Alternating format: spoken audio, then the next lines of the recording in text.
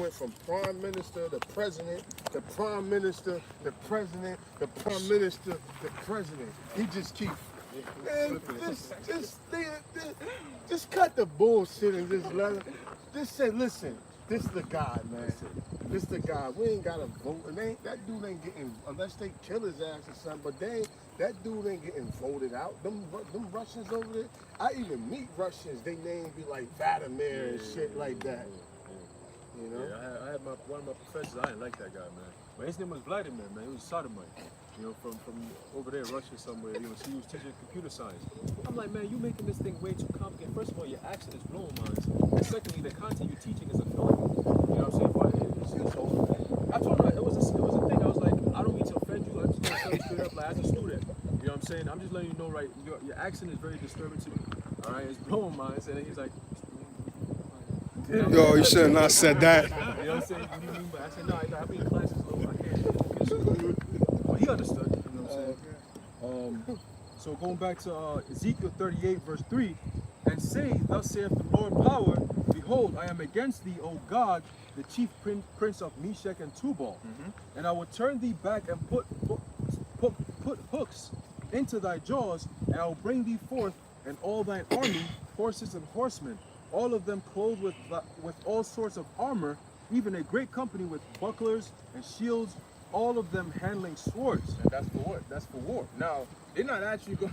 They're not going to run out with machetes and shit like how it was back then. Like it tells you in Ezekiel, Isaiah 9:5, that this war ain't going to be with the mixed noises and garments rolled in blood. But the Lord is saying what? He's going to turn them back into that spirit. He's going to put an evil thought in their mind to go back to that warlike state.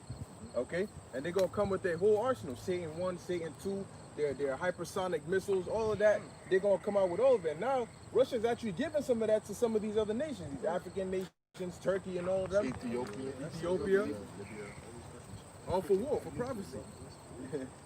Verse 5. Hey, well, Iran came out and they started unveiling their weaponry. Because they said, well, we're gonna go back to our uranium enrichment, because under the nuclear deal, they were supposed to cut uranium production by 98%. So the amount that they would have is not enough to make a bomb. But now they're like, to hell with that. We back in business, okay? like, cause they're like, yo, you messed up our economy, you messed up everything, and then you want to throw sanctions on us. Now, when you take away everything, there's nothing left to lose. But to go to war. Yeah. It's the only thing left to do is to go to war. Hey, verse 5, it says, Persia, Ethiopia, and Libya. And Persia, all right, all those Elamites, which is Iran. All right, them Iranians are hey, it tells you the Iranians, okay, which or the Persians, okay, back then they were known as the Achaemenid Empire. When you actually look it up in the Zondervan's Bible Dictionary, it tells you that they're Elam. Okay, they're the Persians. Okay. Yeah, hey, that even by Iran is proof because you got the Persian Gulf. Right. Like, yo, if this the Persian Gulf, where the fuck is Persia? Because in 1935 they changed it to Iran. You know. So they could be recognized in the global community as Iran. Okay. And it's heavy too because you still got these names till today. This is scriptures that was written years ago. You got Ethiopia, you got Libya, which are countries that actually exist today by those names. You see, it says with them, all of them with shield and helmet. Gomer and all his bands, the house of Togarmah of the north quarters, and all his bands, and many people with thee. And now Ezekiel is writing this, right? So if Ezekiel, let's say Ezekiel's in Israel, right, or from the land of Jerusalem, north of that will be going up towards Turkey, all right, or in the ancient times they were called Anatolia. That's where you got Gomer and Togarmah and stuff. That's the actual geographical location of these places. So now, who lives there today? Okay, I think. Well, did you mention Ethiopia? Yeah. Let me read it again. Ezekiel 38, verse 5. Persia, Ethiopia, and Libya with them, all of them with shield and helmet. Gomer and all his bands, the house of Togarmah of the north quarters, and all his bands, and many people with thee. Yeah. So Togarmah, when you look on the map, it's the same shape as Turkey. You know. Let's see if I can pull it off.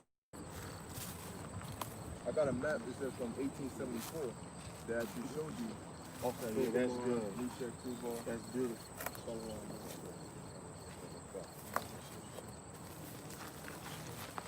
Shalom. Oh, okay. I got a map. Just like, hold this real quick. I can see it clearly. All right, so there's a map, and you can see on there, you can see Gomer, you can see Togomar, you can see Magog, that's towards Russia.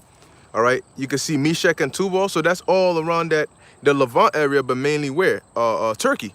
Okay, where Togomar and Gomer and stuff is at. That's on point. And as far as Ethiopia, Russia, from you. Yep.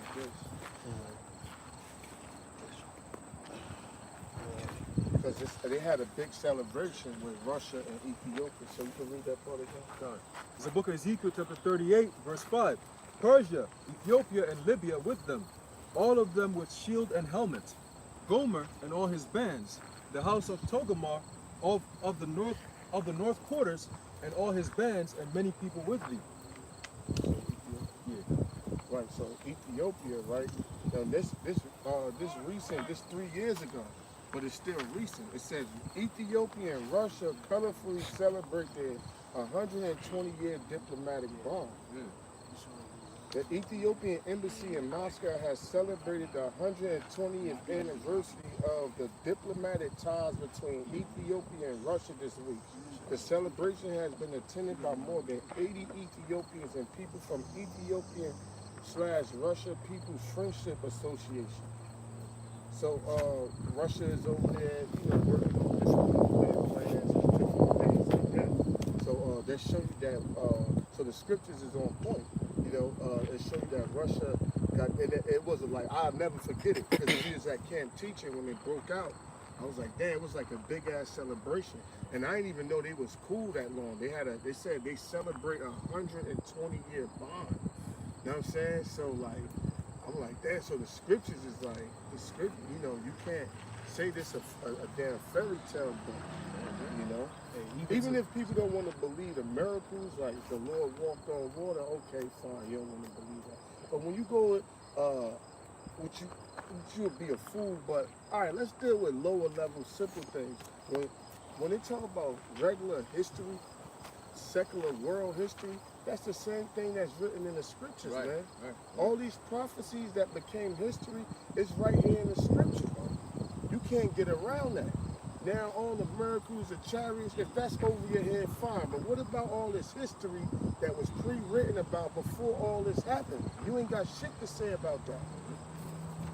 Yeah, because the Bible got information that wasn't recorded by others in here. Because how did Moses get it? He had to get it from the Lord. So you got pre, you got present, then you got future. So the Bible got it all. It got things that happened. It got things that are about to happen. It has things that happen before things that happen. So it has everything. It's a complete book. And then not only does it tell you what's about to happen, it tells you how to escape what's about to happen or what to do when it happens. So it's a complete book. All right? That's why it says none shall want her mate. Hey, that devil, Theodore Roosevelt, I ain't gonna get it, but he said, I love quoting this devil because the devil was on point. He said, a thorough understanding of the Bible is worth more than a college degree. And that's anywhere, Harvard, anywhere, because word is born. If you get rooted in these scriptures, you're going to become an herbalist, you're going to become a historian, you're going to become,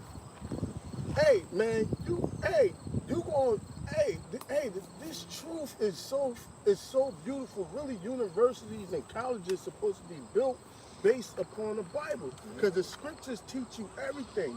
You become a priest. You get into what? The oils, the incense. You get into the herbs, the tree resins. You get into get that in Songs of Solomon, where he taught them all things like the reasoning of the times, botany, the plant. You become like the scriptures. No, it's Wisdom of Solomon. Yeah, man, the scriptures is so ill, man.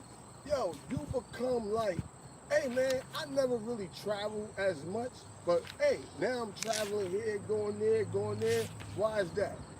The Lord. the Lord, yo, this truth will have you'll become a damn fucking computer design. Hey, you make it, we ain't got the banners with us. Hey, but people who make signs like this, hey, that's a talent, man. You might not have no talent at all, but you make banners for brothers. Or I never knew I figure I could learn how to sew, but being in the truth, you become a fucking seamstress, you know? Hey man, you doing fucking brothers. Some brothers make jewelry. You become a seamstress. You sewing shit. You traveling. You learn about history. You know about different plants and herbs and all kinds of shit. You just be like on this level, and no matter how long you've been in the truth, it's still like more to grow and more to learn and this and that. But the more you tap into this word, this all you need. Because once you start to meditate, hey, you start now. Recently, like the last year, I've been working on like female nature, like how women are designed, how they is, they nature, how they be. You know what I'm saying? And that help me with certain frustrations with them.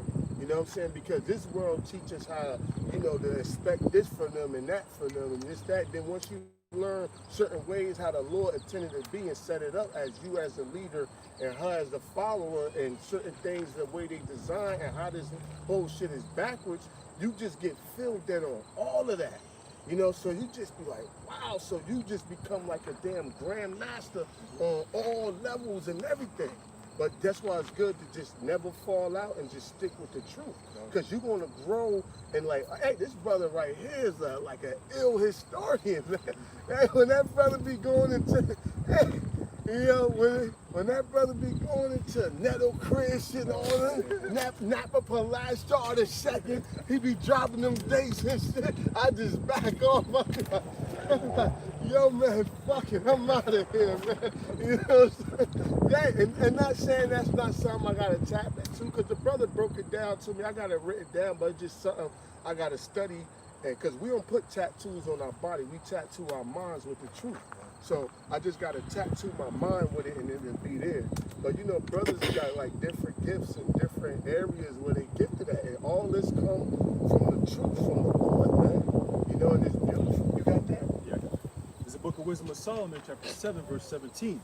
For he hath given me certain knowledge of the things that are, namely to know how the world was made and the operation of the elements. Right, so we know about the operation of the elements, like H2O2. I mean, brothers know about different herbs, how to get rid of different diseases and cure different shit. Hey, this chick had like a rash. I gave her the tea tree oil. That shit was gone. An ear infection, the clove oil. A toothache, clove oil. You know what I mean? So you know about the brothers, the colloidal silver, the monatomic gold. You know what I mean? The Paul Santo, the sticks. The Palo Santos? Palo Santo, all of them. The brother from Cali had them shit. Oh my God, them sticks sell so nice, but you gotta buy them from the right place, because a lot of people be selling bullshit. But Oregano oil. the oregano oil, all of that, man. And the plants, but read on. Verse 18, the beginning, ending, and midst of the times. Yeah, because we could go into the Genesis 1, talk about how the earth was created, and how it was ice first, and the ice melted, and it was water. Then how out of the water the land came, about Leviathan and the different creatures that the Lord created. Then we could go in the midst of the towns we living in now, history, and we could go into the future about this place being destroyed and us going into the kingdom.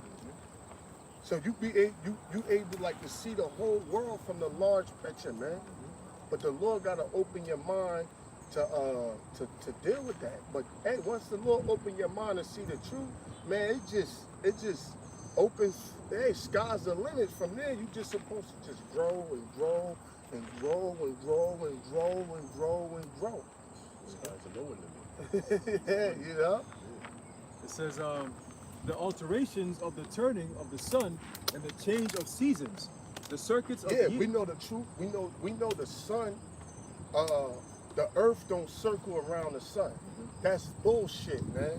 The Earth is not spinning around. If the Earth was spinning 10,000 miles a fucking hour, you don't think I'd feel that shit? You know what I'm saying? But they tell you like, yo, the Earth's spinning 10,000 miles an hour. You know what I'm saying? But the sun circles the Earth. The moon circles the Earth. The sun actually moves. You can look at it. When you say this is sunrise, the word rise is a verb. Verb shows action. So if something rising and something setting, this is sunset. The sun is rising. If it's rising, that means it's moving. It shows action. The rise is not a noun. Rise is a verb. To set is not a noun. To set is a verb.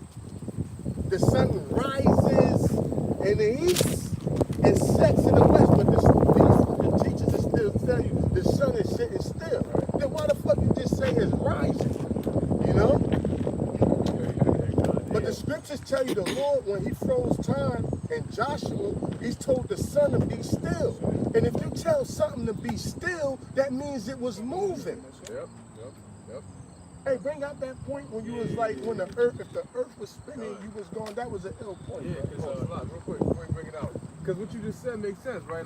Like if the sun is here and it rises from the east and it sets in the west, now if the sun ain't moving, how are we gonna be able to see it go up and down? The earth would have to go down so it makes the sun look like it's going up, and then the earth will have to come up to make the sun look like it's going down. You get my point?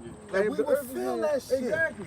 So it You don't would make feel sense. that shit like, oh, like if it was an earthquake. Right. If the earth was moving, I would feel that shit like, oh. Like a small tremor now, I'd be like, oh shit, you feel that, bro? You know, you would feel it. Hey, and I was talking to elders some time ago, a few weeks ago, about the concept of how they say the sun and the moon and how the earth and all that stuff. And I was like, common sense will tell you, even a pilot, when you fly, let's say the United States, you go from Cali to Russia, for example. The shortest way to get to Russia is by going through the Pacific Ocean. So you're gonna go west. Going west. You're not gonna come from Cali through the east to New York and then over the Atlantic Ocean through Europe and then to Russia. That's way too much.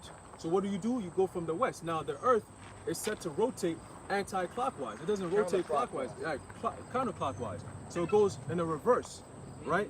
So if the Earth is coming this way and I'm in Cali and I'm flying to Russia, I'm going this way towards the west, the Earth should meet me because I'm already in the heavens. I'm not on Earth, I'm in the sky. So the Earth is moving. I should be able to stay in one place and then Russia's gonna come right to me. You see what I'm saying? But why is that we gotta travel? Like, so for example, say you Russian, like we on the earth, right? I'm flying, the earth's spinning this way, right? And, no, the earth's spinning counterclockwise, right? That's what these devils say, right? So if I'm flying to Russia, right, you should meet me. If you moving, if I'm coming towards you, you should meet me. Right?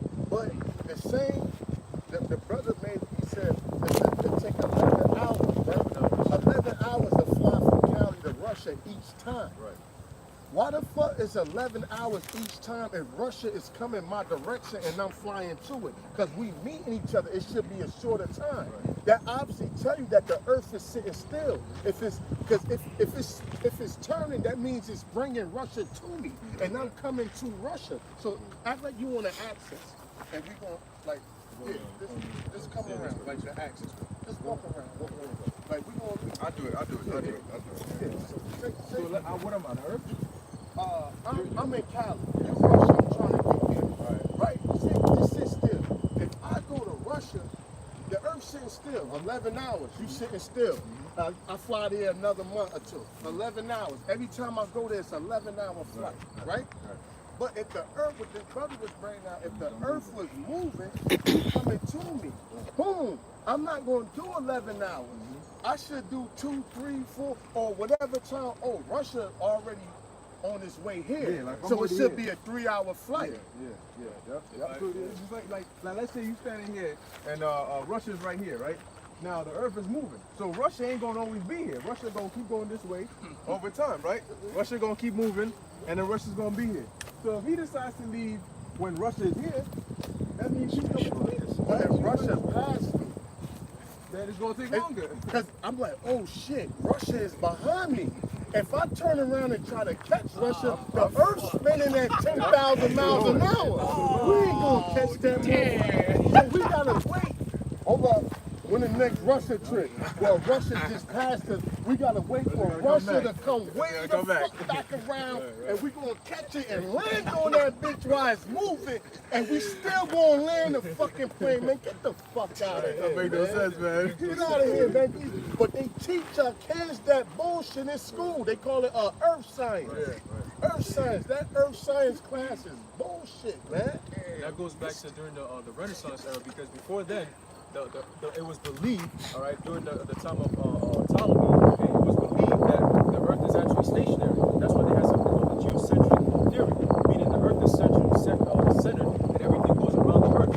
But it wasn't until Galileo, during the heliocentric theory, that's helio meaning sun, okay, so the worship of the sun. So they made the sun the center, and then the Earth is supposed to go around the sun, which makes no sense. So if that was the case, if you really break it down like the elder just did, if you break it down, it wouldn't make sense navigating the Earth. If the Earth is actually moving and you're flying, it wouldn't make sense. And also, if the Earth is moving and you're even on a ship, it should take a certain type of nautical miles to get to a certain place. So, because it takes about almost 500,000 miles, okay, for about 500 miles of a blast radius. I was doing some research on the nuclear weapon, the blast radius of it. So that would be about, it can blast from about New York to, I'll say, Ohio, a little bit past that. Okay, so I was doing the calculations of a blast radius and how much it will travel compared to if you're flying from one end, let's say Cali to Russia, how long would it take? So if they say, oh, a nuclear missile just shot off, how long would I have, or how much time would I have to flee from one state to another? You can't. You know what I'm saying? Because the blast radius alone is traveling faster than you flying in the air. You understand what I'm saying? So going back to Esau's theory of the Earth is the one that's moving around the sun, it's not possible, because you're going to have 24 hours in a day. So the Earth is rotating for 24 hours, right? The sun is here and the Earth is rotating around the sun 24 hours. And then what it's doing is also revolving around the Earth for 365 days. 365. No, they say when it rotates itself, that's 24 hours. Right. When it go around Revolve, the sun, it's a whole year. The whole year. Right. But that's logically, that wouldn't even make sense. So like what the elder just said, that wouldn't even make sense. That's why we just use the traveling example. Okay, just if you, again, you take off from Earth, if the Earth is moving about 1,000 miles an hour, and you're traveling in the plane for about 5,400 miles per hour, okay, you shouldn't be getting to Russia within 11 hours every single time. It's a set time. Going to Russia and coming back is almost 12 hours, man, if you go through the Pacific Ocean. You see what I'm saying? But if the Earth is moving, then like the elder said, it shouldn't be taking that long. It should take 2-3 hours. I fly up, wait, stall for a little bit, as it's coming, okay, let's meet. You don't even need to move. You just got to stay up and let the land come to you. Right. And you come back down. Yeah.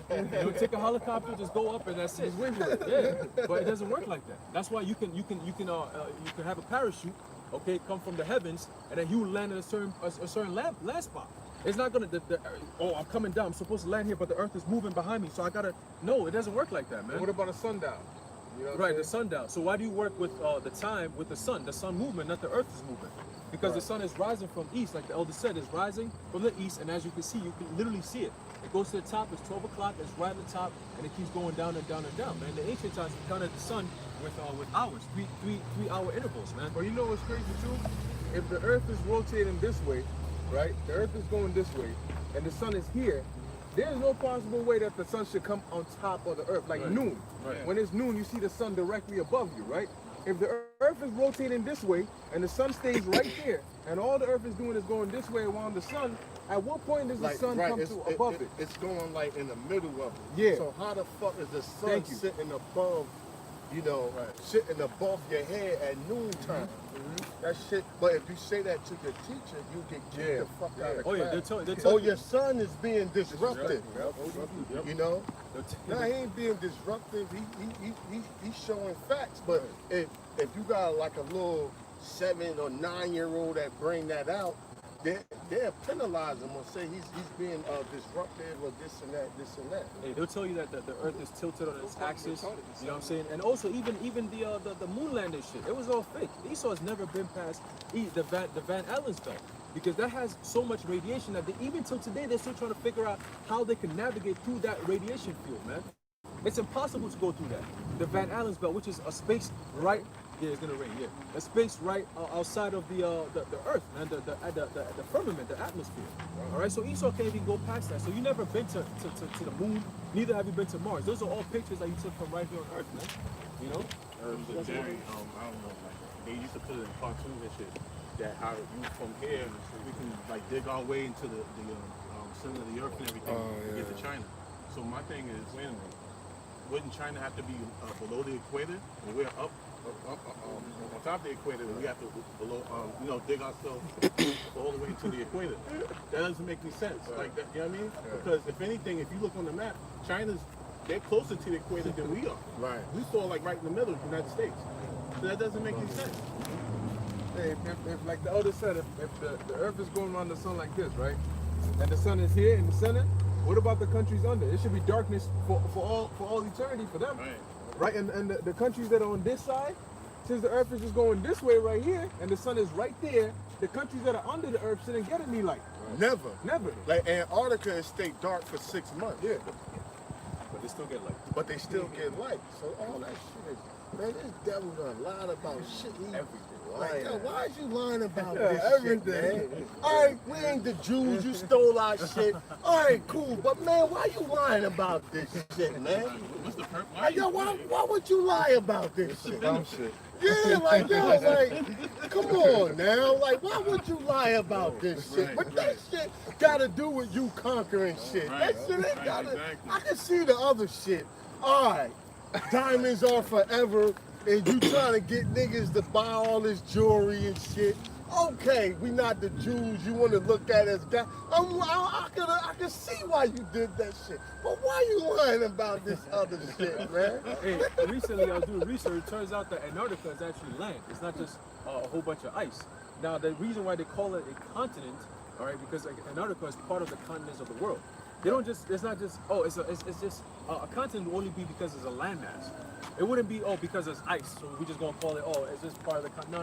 No. They have people there right now. There was a video that came out. I was like, yo, how is this not mainstream? They got videos of people in clubs like here in New York, going to clubs, living life and chilling. Like, you might think it's some Eskimo shit. The igloo and the Eskimo shit. That was just to scare people and also different governments from going there because the United States wants to use it as a testing site for so many different things, whether it be the medicine or even nuclear weapons, man. That's why they wanted to reserve that land. And also they want to use that land as an escape in case everything happens, like those some type of world war.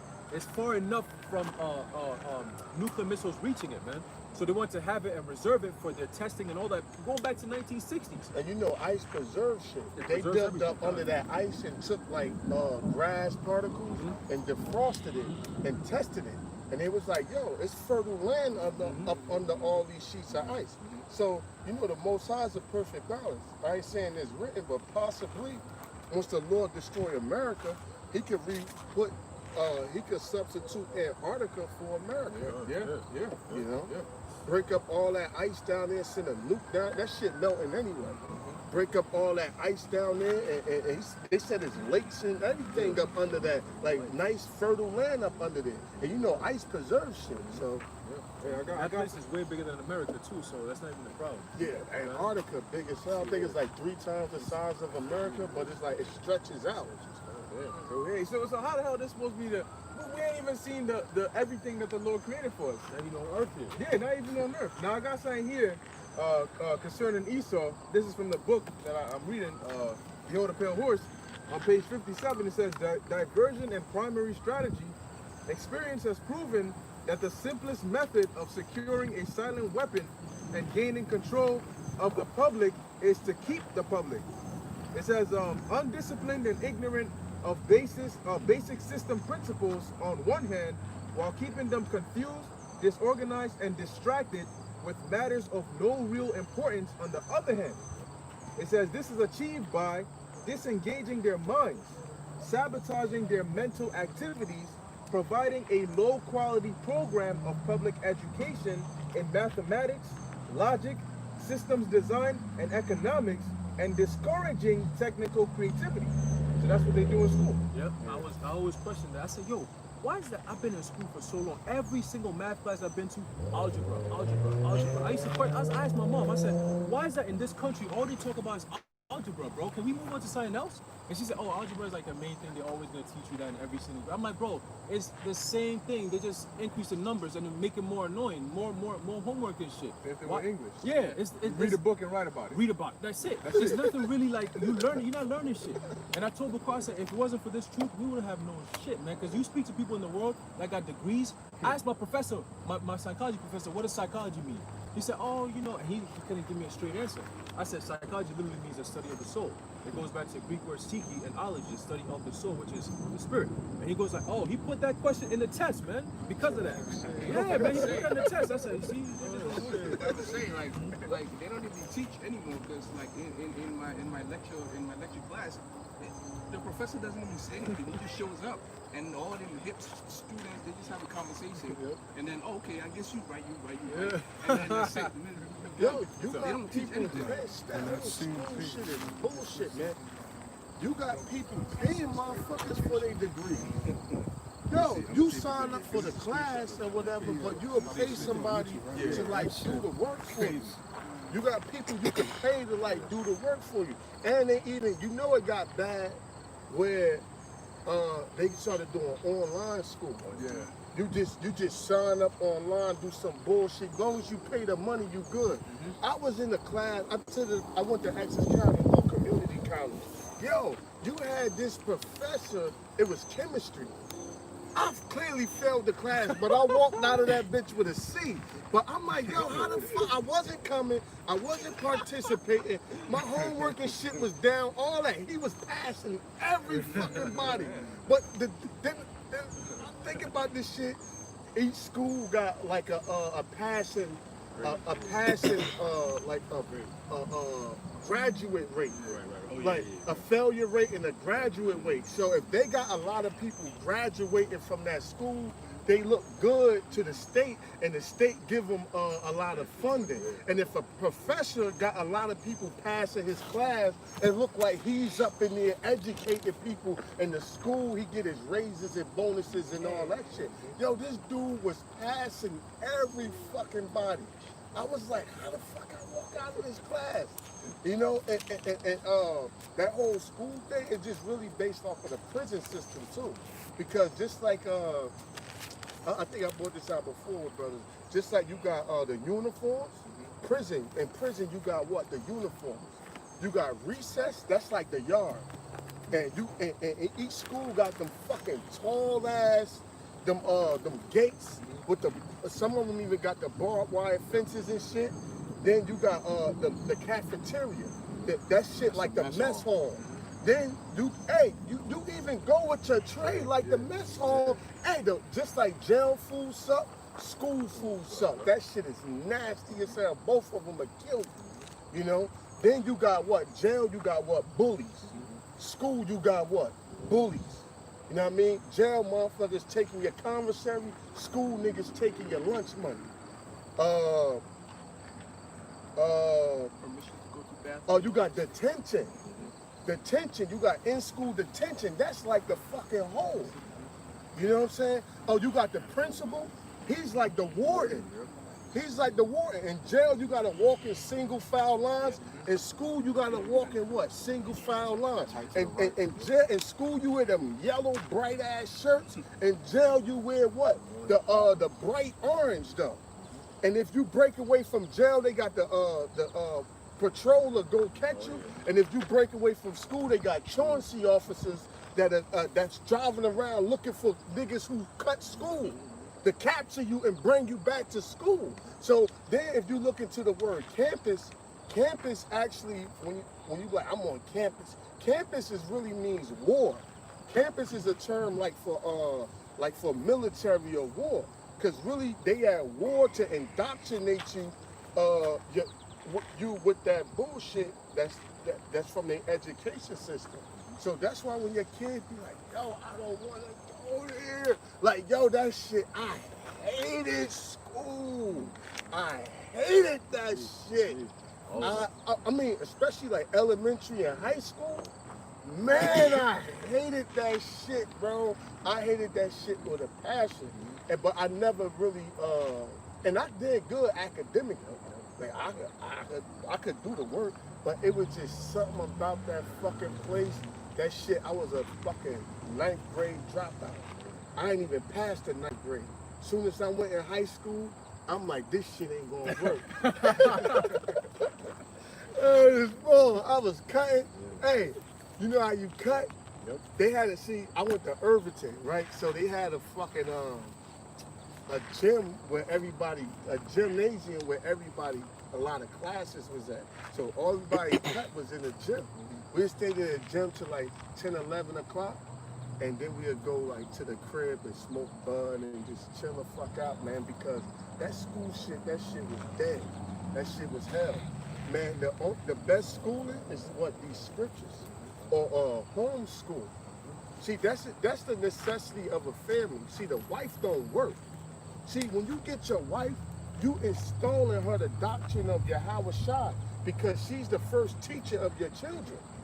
You know, that's why if a woman not trying to get with your program, like, how I'm gonna be with you? What if we had kids? What the fuck you gonna be feeding them? You gonna confuse the family.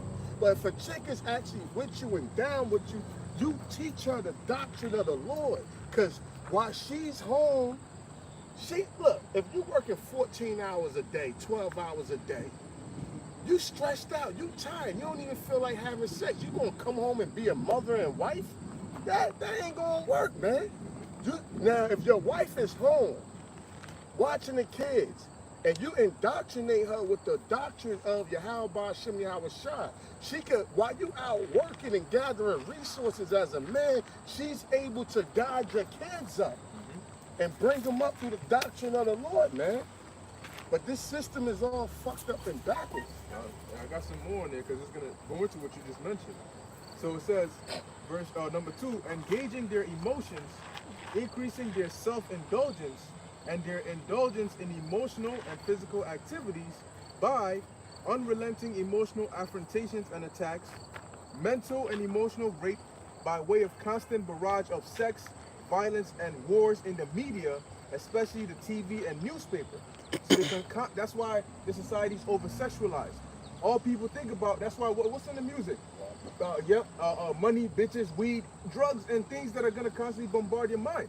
Anybody that thinks they're coming up, what you gonna hear in their music? Yo, nigga this, yo, bitch this, money, drugs, that's all they talk about. So that's all, do see a chick, they don't even think about a family, no, hell no. They just think of, yo, her shit fat, oh, let me see that, what's up, that's it. That's it. And those are two ways that Esau has always used to gain people's souls. First they start with the money, then it comes with the sex after that, always. So it's always, oh, yo, we're gonna financially give you this, yo, you can come up big, we're gonna sign you to a $2 million contract. You coming from nothing to $2 million, Jake is like, oh shit, where are we making it, we coming up. And then next thing you know, they bombard you with the beautiful women. You know, so now you out here like, yo, I got the money and the bitches, like that's what's up, this is life. So now they tell you, you know, you could always move up to the next step. You see the status of Drake, we can get you that $20 million club, but before you do that, you gotta give us something. You gotta sacrifice. You gotta give us a family member or so. You see this family member or this? What you thinking? And now you got Jake. Oh, man, you know, hey, I mean, that's not so bad. Maybe my mom. You know what I'm saying? You know, Kanye West. Because they tasted of that life. Yep. You know what I mean? Once you taste of that life, it's just like, yo, you like, yo, I don't want to go back to that. Yep. You know, because you know, Jake come from nothing. So once they taste of their life, and that's how the devil gets you. You know, hey, you could get that in 2nd Ezra 13. Oh, is it 13? When he said he would use you? It's exactly 13. Yeah. So I got something here because what you put Before you finish that too, you know, and then what they did that to Adam Weishaupt. You know, he committed a crime. I think he either committed incest or he committed murder. And then they said they gave him money, and his friends who were supposed to. They were supposed to basically chastise him. They were like, nah, bro, we all been through it. You know, it's not a big deal. This is the hurdles you all got to go through. You'll be fine. Don't worry about it. Hey, but it comes with bigger rewards, though. Trust me. Just follow through. And then next thing you know, you sell your soul, and then you out here miserable as hell, hitting brothers on comment section and sending messages talking about pray for me. Nah, bro, that's it. It's good for you, man. All right. Second Ezra, Slacker, Ecclesiastes 13, and let's see. Oh yeah, I was gonna say before you get that, you were mentioning about how they get into it because they think it's all good. Well, Eminem is a perfect example. That song, My Darling. I pulled up the lyrics and he's having a conversation with Satan, and Satan is basically telling him, he's like, yo, this is not what I thought it was gonna be. Satan is like, yo, bro, it was a deal. I gave you the riches and the money and I got you out of your broke life, but in return, I got your soul now. So I'm gonna give you your time to enjoy that, but when it's my time to take you, that's it. So I'm gonna read it. I think I heard. No, what song? The song, right? Yeah. I'm gonna read a few verses here. All right, this is it says, Shady, listen, you hear that? It's screaming for you. I can bring your career back. But and then Shady says, but I don't want it back. He said, yes, you do. He said, no, I don't. He said, yes, you do. You're gonna regret it later. He said, no, I won't.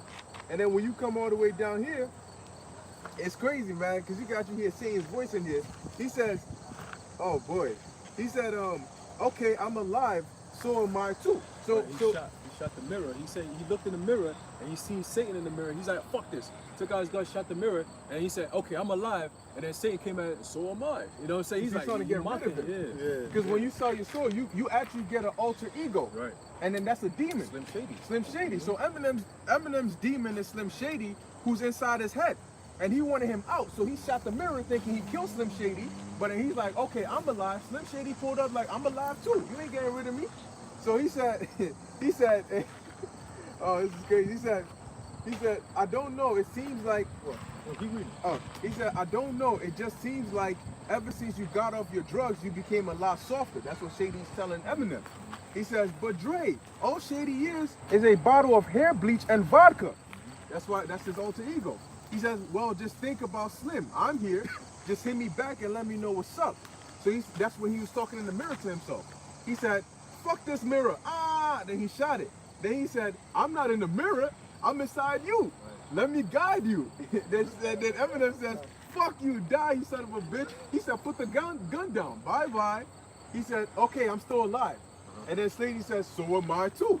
You can't kill a spirit even if you try to. Yep. Damn. There you go. They telling you straight up, man. Yeah, that's heavy. He said, you sold your soul to me. Need I remind you? He said, you remember that night you prayed to God, you'd give anything to get a record deal. Well, Dre signed you. This is what you wanted your whole life, Marshall, right? Boo. Look at this house. Look at these cars. I'm so nice. Oh, but you didn't know the fame has a price too? It says that you're just now seeing the downside too. Lose your best friend from high school, your wife too. Ain't even sure if your kids like you. Come off tour, can't even sleep at night without NyQuil. Think about, I hope they don't give us a copyright, but anyway.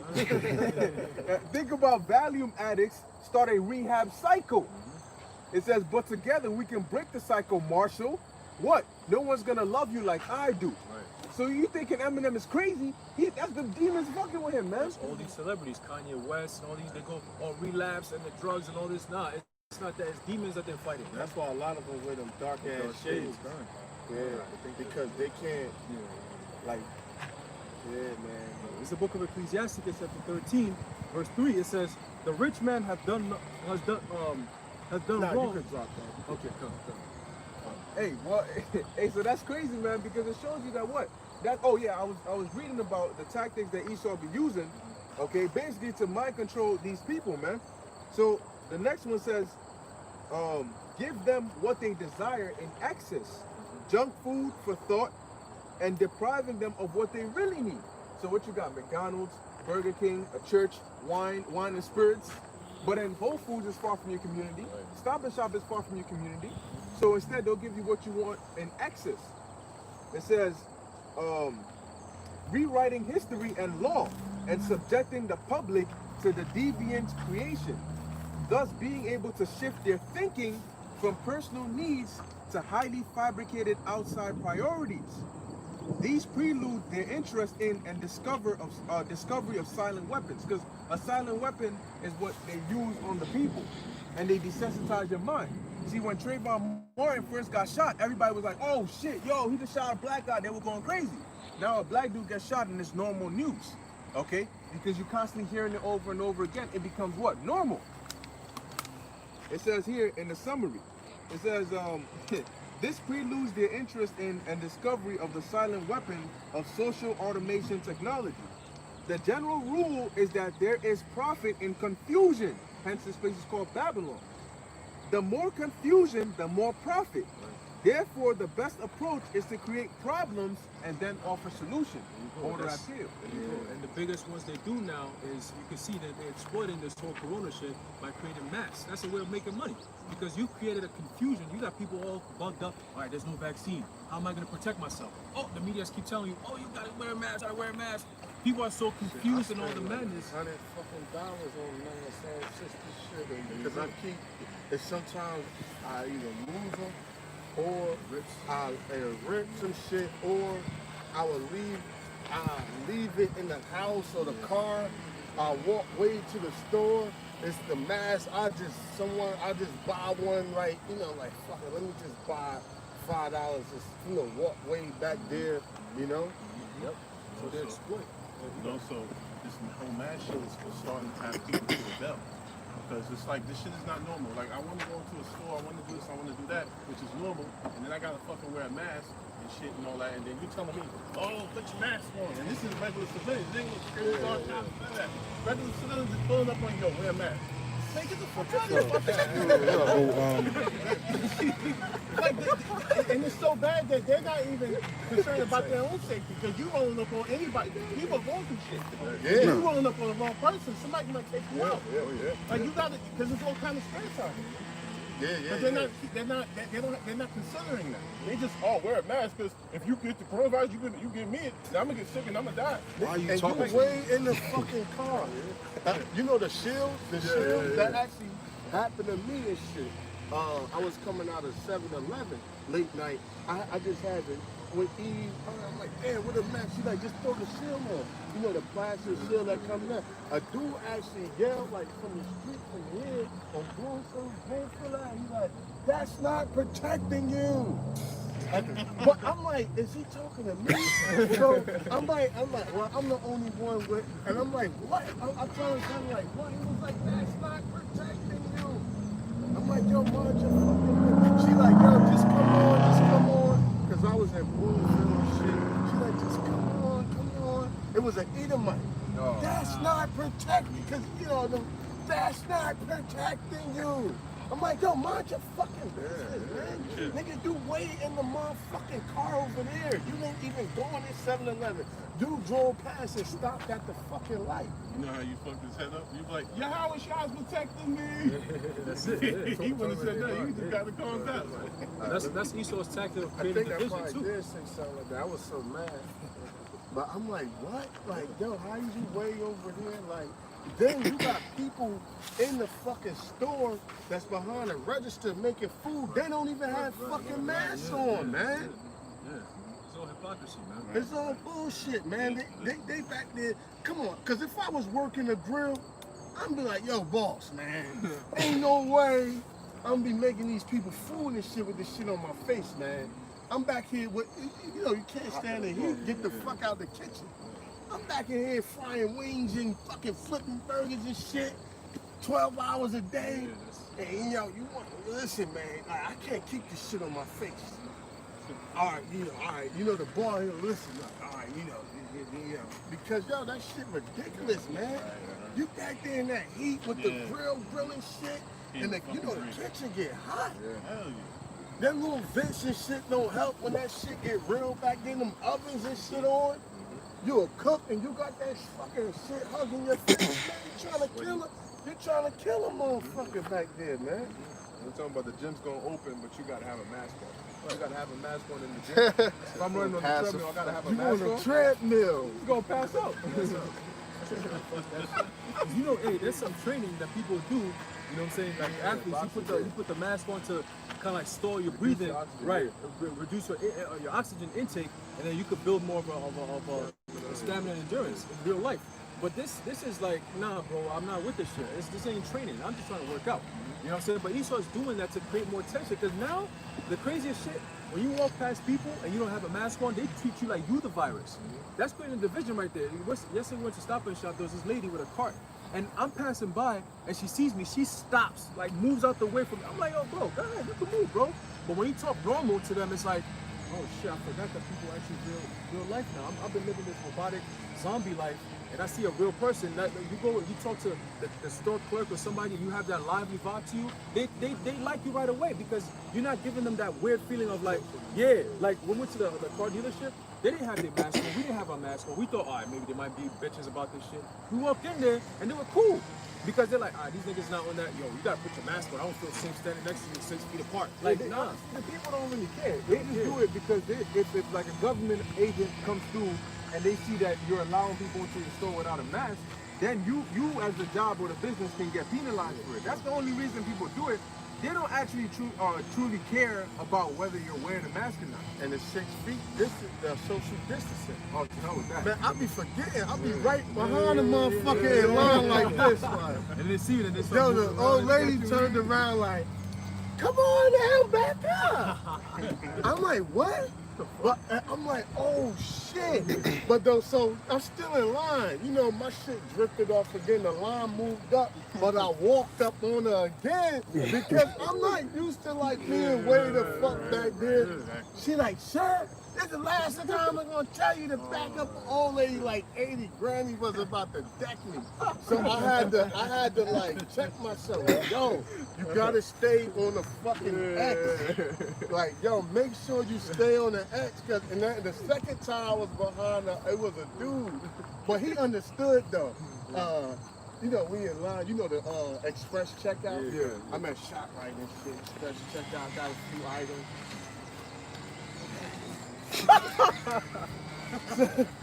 But I give a man his space, but I was like, you know, like, we in line.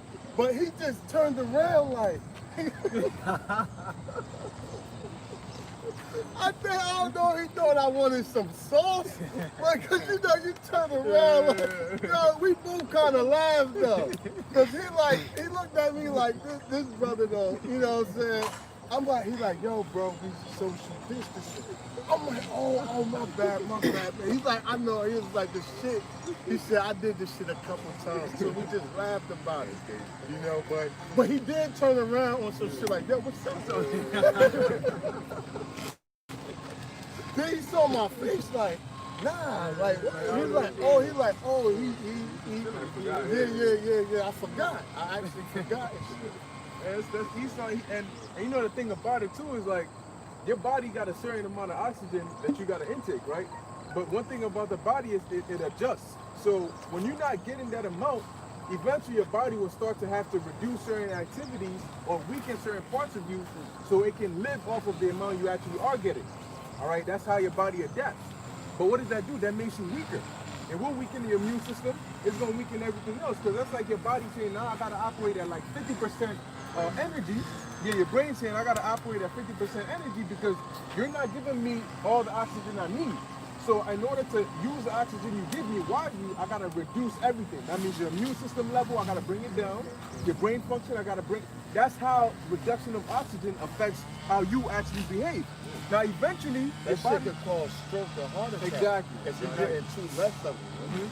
It's causing anxiety. My ego's calling. She was like, I'm having panic attacks. I said, that stupid mask you have on for 12 hours a day working at Chipotle, that's why this is happening, bro. And it's happening to a lot of people. And very soon, you're going to see a lot of shit. The mask, it has, when you breathe, let's say in the wintertime, the brother's standing right here, and you breathe, you can see my breath coming out. You can see that shit. So imagine the summertime, just because you can't see doesn't mean you're not breathing that far. So imagine having a mask on in the heat and breathing that air coming back and forth. I see people pulsating, their masks just keep going in and out every time they breathe. That's like no air at all. No air at all, man. It's just the same air going in and out. You know what's gonna happen? Moisture. It's gonna get on your face, your nose and everything. You're gonna start breaking out. You're gonna start seeing it. People gonna have rashes in their face, skin problems, all that shit, man. And people's minds not gonna be functioning properly because you don't have enough oxygen going to the brain. You see what I'm saying? You're breaking out in hives. You catch all these different skin problems. Your body's not functioning the way it's supposed to function. You know, you're losing, and then they're gonna hit you with the 5G shit coming soon. Yo, man, hey, they're setting this shit up for some disaster. Hey, well, your breath naturally is hot. Right. All right. Heat. So if you got a mask on your face and you got heat moisture on your face, your body will naturally start to open up its pores. Because when you get hot, your body opens its pores so you can sweat. When your pores are open and you got all this air going back and forth, now you have carbon dioxide going back into your body. You don't know what other particles are in that air. Okay? So that could, because your mask is not airtight. So air and particles from other parts can enter there, go into your pores and cause more damage. But Esau is very wise, so he studied, okay, how can I really weaken these people in the most subtle way possible? So I'm gonna just say throw in a mask. You're not gonna suspect that a mask is gonna do all of that to you, but meanwhile it actually is. Okay, now you gonna do that? Yeah, I was gonna say that normally you're supposed to breathe in oxygen and let out carbon. So when you put the mask on, keep breathing in that same carbon dioxide. Yeah, that's not good for you. That's why they're located trees, man. Now I'm gonna finish this off here. This is the summary, all right? Divergent summary. It says the media's job is to keep the adult public attention diverted away from the real social issues and captivated by matters of no real importance.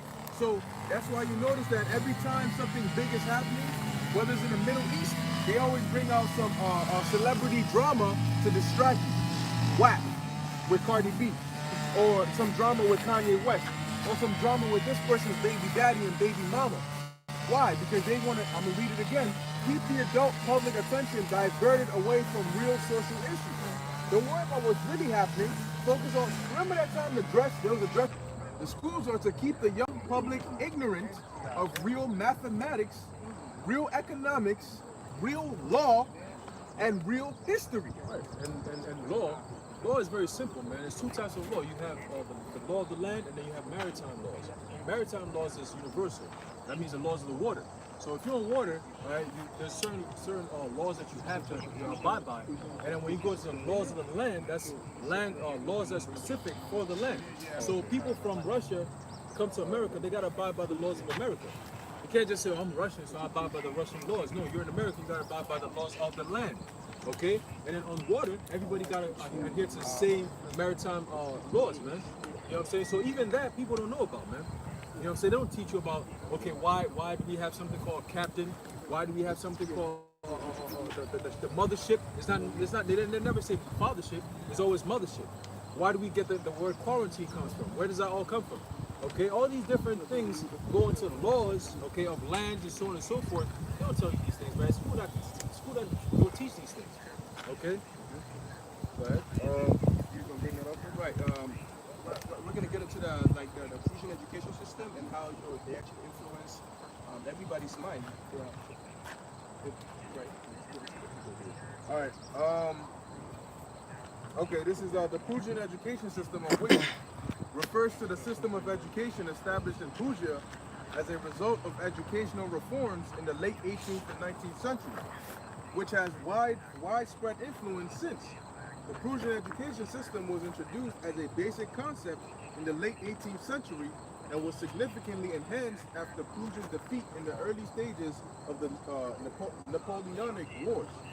The Prussian educational reforms inspired other countries and remains important as a biopower in the Foucaultian sense of national building. Right, so now we know where the Prussian education system came from. Now we're going to find out the purpose of the Prussian education system. All right, now, it says the system of education that we use in the United States and many other nations is called the Prussian model.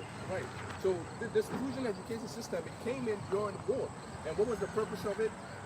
Get into it. It says, born of Prussia's military failings in the Napoleonic Wars, the German kingdom developed an education system designed to indoctrinate children year by year from age 6 to 16 into full compliance with the state and its military leaders. Right, so we're failing, right? Because there are many factors into like an army failing, and one of the most important things is morality. Okay, their mindset that they have. we need a group of strong men that are really, really fucking committed to what we want, so that when we take every measure that we can, they'll actually follow that path without second thought. So what it came was, you know what? We're gonna bring like this, education that we have, like this public school system.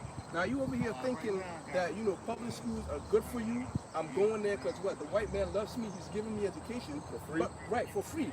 But really what they're doing is indoctrinating you. They're changing your mind to follow orders. That's what when you go to school, the teacher, like the elder was bringing out, school is modeled after the prison system. It teaches you discipline, right? And it destroys every creativity that you have. So, like, I remember you bringing it out too. A child will go to school thinking, yo, I want to be an astronaut, I want to be a scientist, I want to cure cancer. He comes back from school, right? What does he want to do? Yo, I hope this 7-Eleven is hiring. I hope I can go to what's that shoot? McDonald's? Foot Locker, McDonald's. That's what their mind is too. All right. And then what happens when that doesn't fare well for them? They join the army. So that's what really discipline it does. It's actually meant to suppress you and keep you in line. So when you actually lack in knowledge, everything that they put in your head, you suck it up just like that, like a sponge. And then you follow orders. You follow the system. You become part of the system. Unable to escape from it. Okay. So you really thinking that what? Not the scripture say the tender mercies of the wicked is cruel. So you think he's doing something good for you? You sending your children to it? There's nothing. I'm not saying like don't go and say, don't tell your children don't go to school. Okay, we have to bring it out. I mean, at this point, you should, right? Because they probably, yeah. Oh, yeah. That. Fuck the school, bro. But a lot of homeschooling is being done now. Right. And then look at the Lord, it's beautiful. It's about the rain, but it stopped. The sun came out. What the scriptures say, it rained not in the days of their prophecy. I like that. Hey, well, guess what? Matter of fact, let me read it here.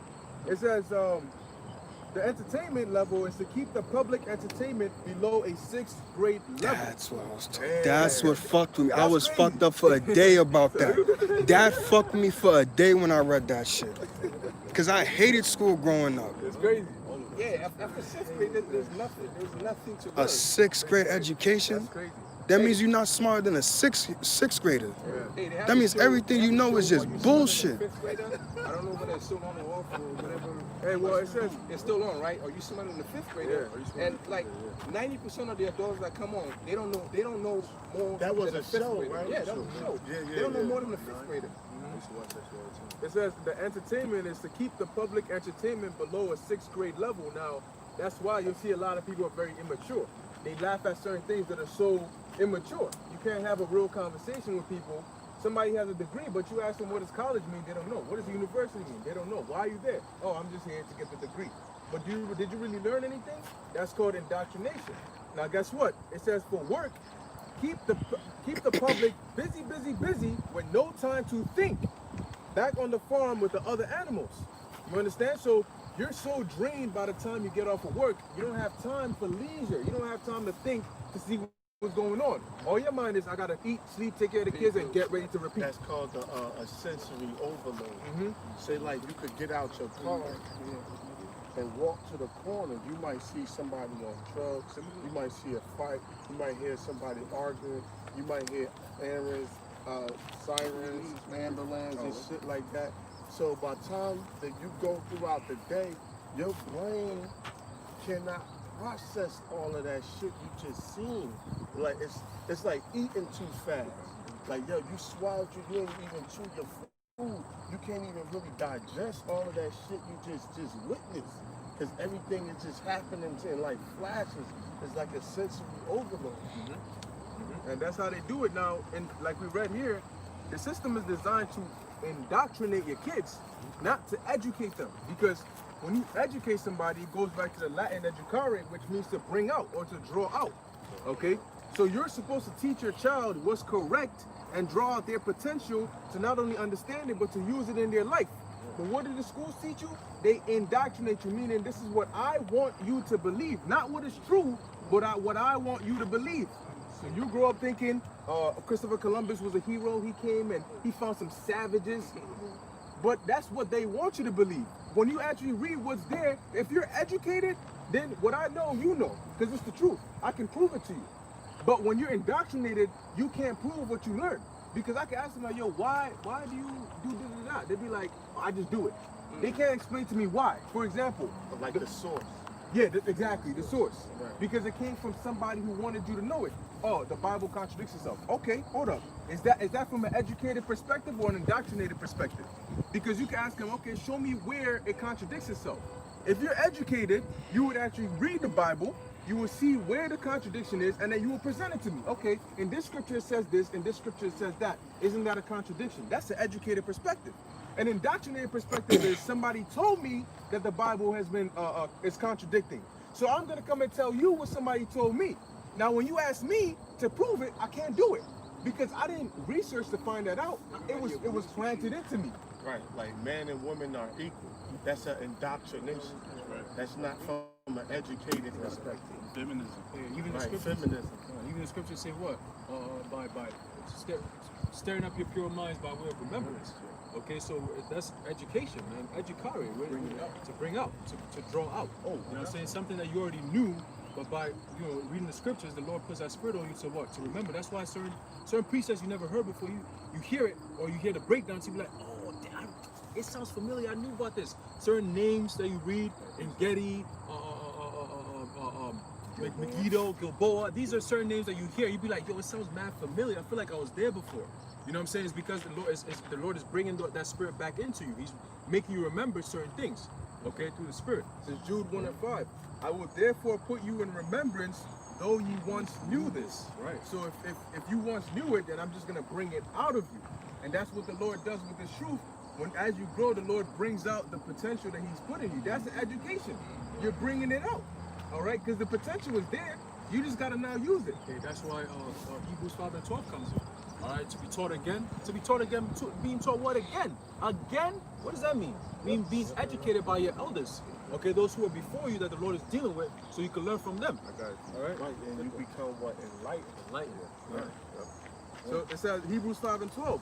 For when for the time ye ought to be teachers, ye have need that one teach you again. Right, that's what? Education. That's why you got people, even teachers, before you become a teacher, you got to go to some type of, first you got to do the board exam and so on and so forth, but you actually got to go through a few stages, all right, so you can learn the standards that the school has to teach for the students. So you have to be, the curriculum, exactly. So you have to know that before you go teach it. But before you do that, you got a whole bunch of students who are, at that time, they'll be students, but soon they'll be teachers. All right, so they're all in a group and they have a professor in front of them and they teach them, okay, psychology, we have child psychology, adult psychology, and so on and so forth. And they learn these things, take a board exam, bench exam, whatever it is, pass it, and then go be a teacher. So to be a teacher, one needs to be teaching you again. Same thing when you come into this truth. Okay, to be a teacher, you have to be taught. Okay, And you can't even ask them like questions. right. Like you can ask questions on a thing, but if you get into things based off of truth, you become like a problem. You know? Or they'll say like, hey, and they think people stupid. You know, you talking in class, they're like, hey, y'all back there talking, so you must want to come up and teach your class. But hey, you might ask the wrong, hey, that might be a prophet's son. You asking that. He's like, matter of fact, I was. Sit your whole ass down. This is some bullshit he teaching. Like, y'all put y'all books up. I'm gonna tell you the truth. You know, because the truth is coming out in the earth now. So you better watch you the hell you say that to. So excuse me. So you telling me you want to teach the class? Hey, this is Hebrews 5, and so that's why they'll dismiss your questions. Even though it's good questions, they'll dismiss it because it's almost like everybody's starting to see like, oh wait, hold up, that actually makes sense. But the teacher's like, I can't answer that right now because that's not part of what I was Or they'll taught. tell you, meet me after class and we can Yeah, discuss it. yeah. So you won't embarrass them in front of the whole class. The embarrassment is just between you and her. You know what? After class, come by and we could discuss it. And you and her discuss it, but it's like it wasn't exposed to the whole class. So now she become discreditable in front of the class, and the people don't feel as though she their true teacher, and they not interested no more. And that come back after class, it's not even sincere because After class, if you decide I'm gonna purposely walk in front of this professor and walk out to see if they're gonna call me back because they did say we want to talk after class, they're not gonna call you back, man. You're gonna walk out of class like nothing happened. And you know what? If you don't bring it up the week after week after week, it's like it never happened. But go back and be, hey, professor, you say much. Oh yeah, that's right. Actually, come with me to my office. Let's sit down and discuss this. Oh, I got a meeting. Yeah, I have about 5 minutes for a meeting. Let's sit down. Nah, bro, sit down. We're doing 2 hours over here. running this shit. We're doing 2 hours. That's how they do, man. Because at the end of the day, outside of in the classroom, they just another regular individual. Yeah. Who's Oh, a yeah, professor that we saw. Oh yeah. Hey, and that's why in school they call you a sophomore. Right. Because soph come from Sophia, which means wise, and more come from Morris, which means more. That's where you get the word moron from. So when you in your middle grade year, they call you a sophomore. That means because you halfway through. So they calling you a wise fool. You got half of it. You ain't get all of it. But really, you sophomore, Sophia and moron. When you get moron from, and then use a wise dummy. Yeah, when they call you a sophomore. Yeah, you higher up in the dummy system. You getting there. Yeah, that's you a wise dummy. Yeah, that's crazy. Like you climbing up the ranks in the dummy system. Yep. So if you get that degree, you a perfect dummy. Yeah, that's all it means. You show them, I got a master's degree. Oh, you an even better dummy. Yo, that's Hey, that's true.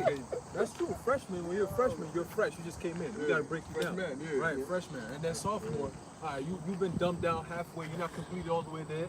Junior, you a junior dummy. Senior, I'm like, senior dummy. Then when you leave and come back, they call you what? An alumni. Because you already been illuminated and indoctrinated with the bullshit. You just upgrading in your degree, but you already been poisoned. That's good, man. He's also The truth is out, man. Hey, call a lawyer. How about you be I able to shine, man? And that's why they fear this so much. Right. Because hold up though, if you were to tell somebody, right? Like, okay, let's say this other, he said he dropped out in 9th grade, right? The world will look at him like, oh, he dropped out in 9th grade, what can he know? But if you listen to him speak, you be like, yo, tell me, you a professor somewhere? You know what I'm saying? Like, you got a degree somewhere? Right. You know, because what we could do is, we could speak about female nature, right? And somebody who has a profession in dealing with females will come to you to ask you questions. But in the same, you could turn around and go into geography, and somebody whose profession it is to deal with geography gonna still come to you for questions. Somebody who's into herbology will still come to you for questions. So they can specialize in one thing, but this truth, like we mentioned earlier, it gives you all of it. You know? So it's a perfect balance. Hey man, the Most High is bad, Hey, man. he said, It's good, man. it's Corinthians 3:16. Let no 3:18. Let no man deceive himself. If any man among you seeming to be wise in this world, let him become a fool that he may be wise. For wisdom of this world is foolishness with the Most High. For it is written, he taketh the wise in their own craftiness. And it's another quick one. This Romans 1:22 about people who got degrees and think they're smart in this world.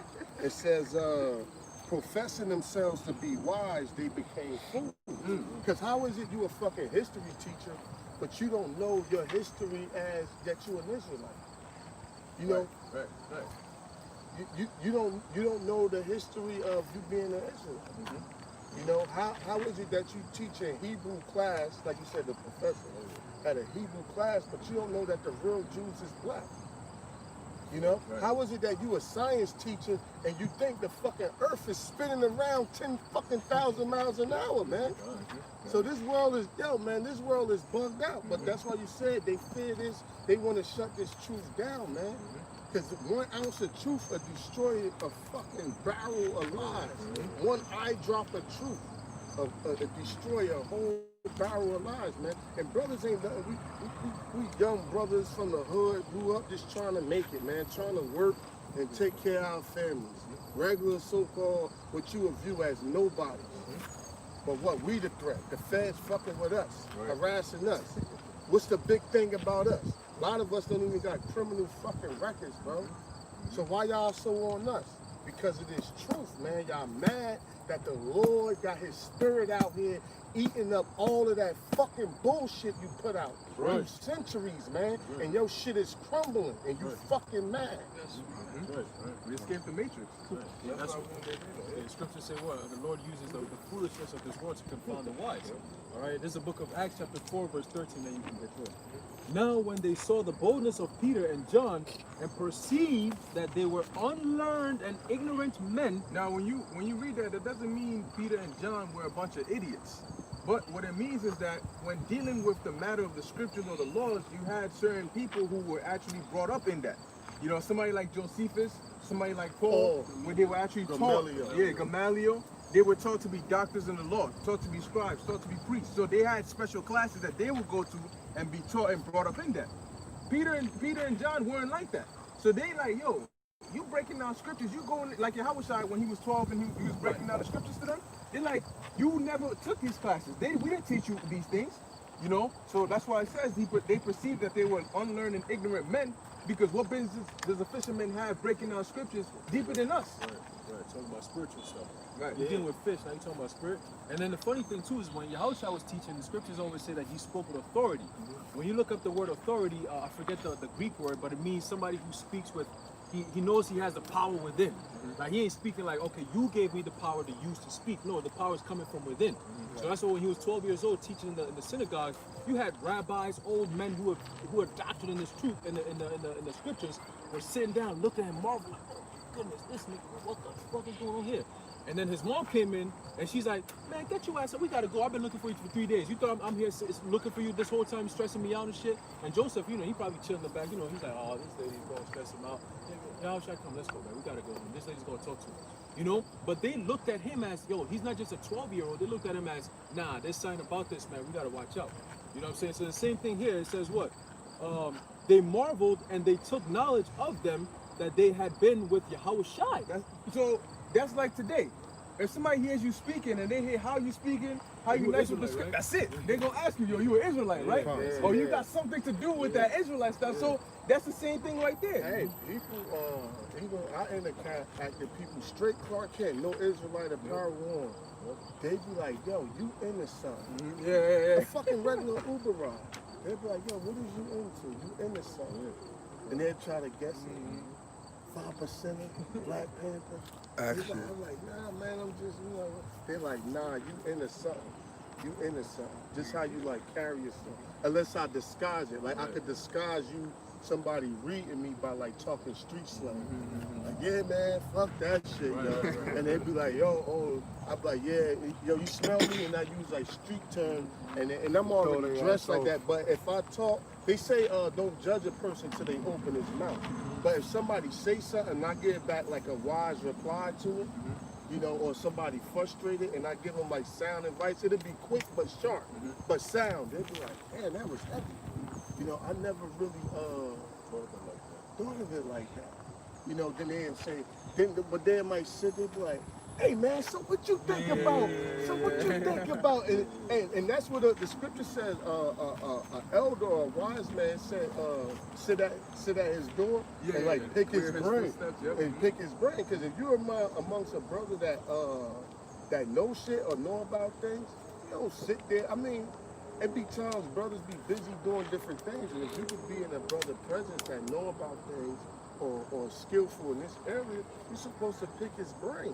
Like, yeah, I'm gonna see what type of fucking gems or jewels I could get off. It was this, not to boast or brag, but it was this chick that got in a, just for edification, that got in a whip. She was like, hey, you got all this jewelry on just to do Uber? But I'm like, yo, the jewels on my body represent the gems in my mind. And she was like, what? I was like, yo, don't focus on the jewels on my body, but they only represent the gems in my mind. So she was like, so you got rubies, silver, and gold in your mind? You know, women is like simple-minded. She was like, so you got gemstones and silver and gold in your mind? I was like, yeah. And she was just kind of like dumb as hell and shit. Come and say, right? Like the elders get into it. Like what we say is actually deep. I had this man. I had a conversation with this man like last month, and the first time we got into the truth, I kind of took it to the church. You know, they all kind of ganged up on me. It was at Christmas time, you know, and they had that tree, and I was bringing it out. Now I had this conversation with this man a month ago, and this dude got married, he had a kid, got a house, got his dream job, but I'm on the phone with him, the only thing that he wants to talk about is the conversation we had like 4 years ago.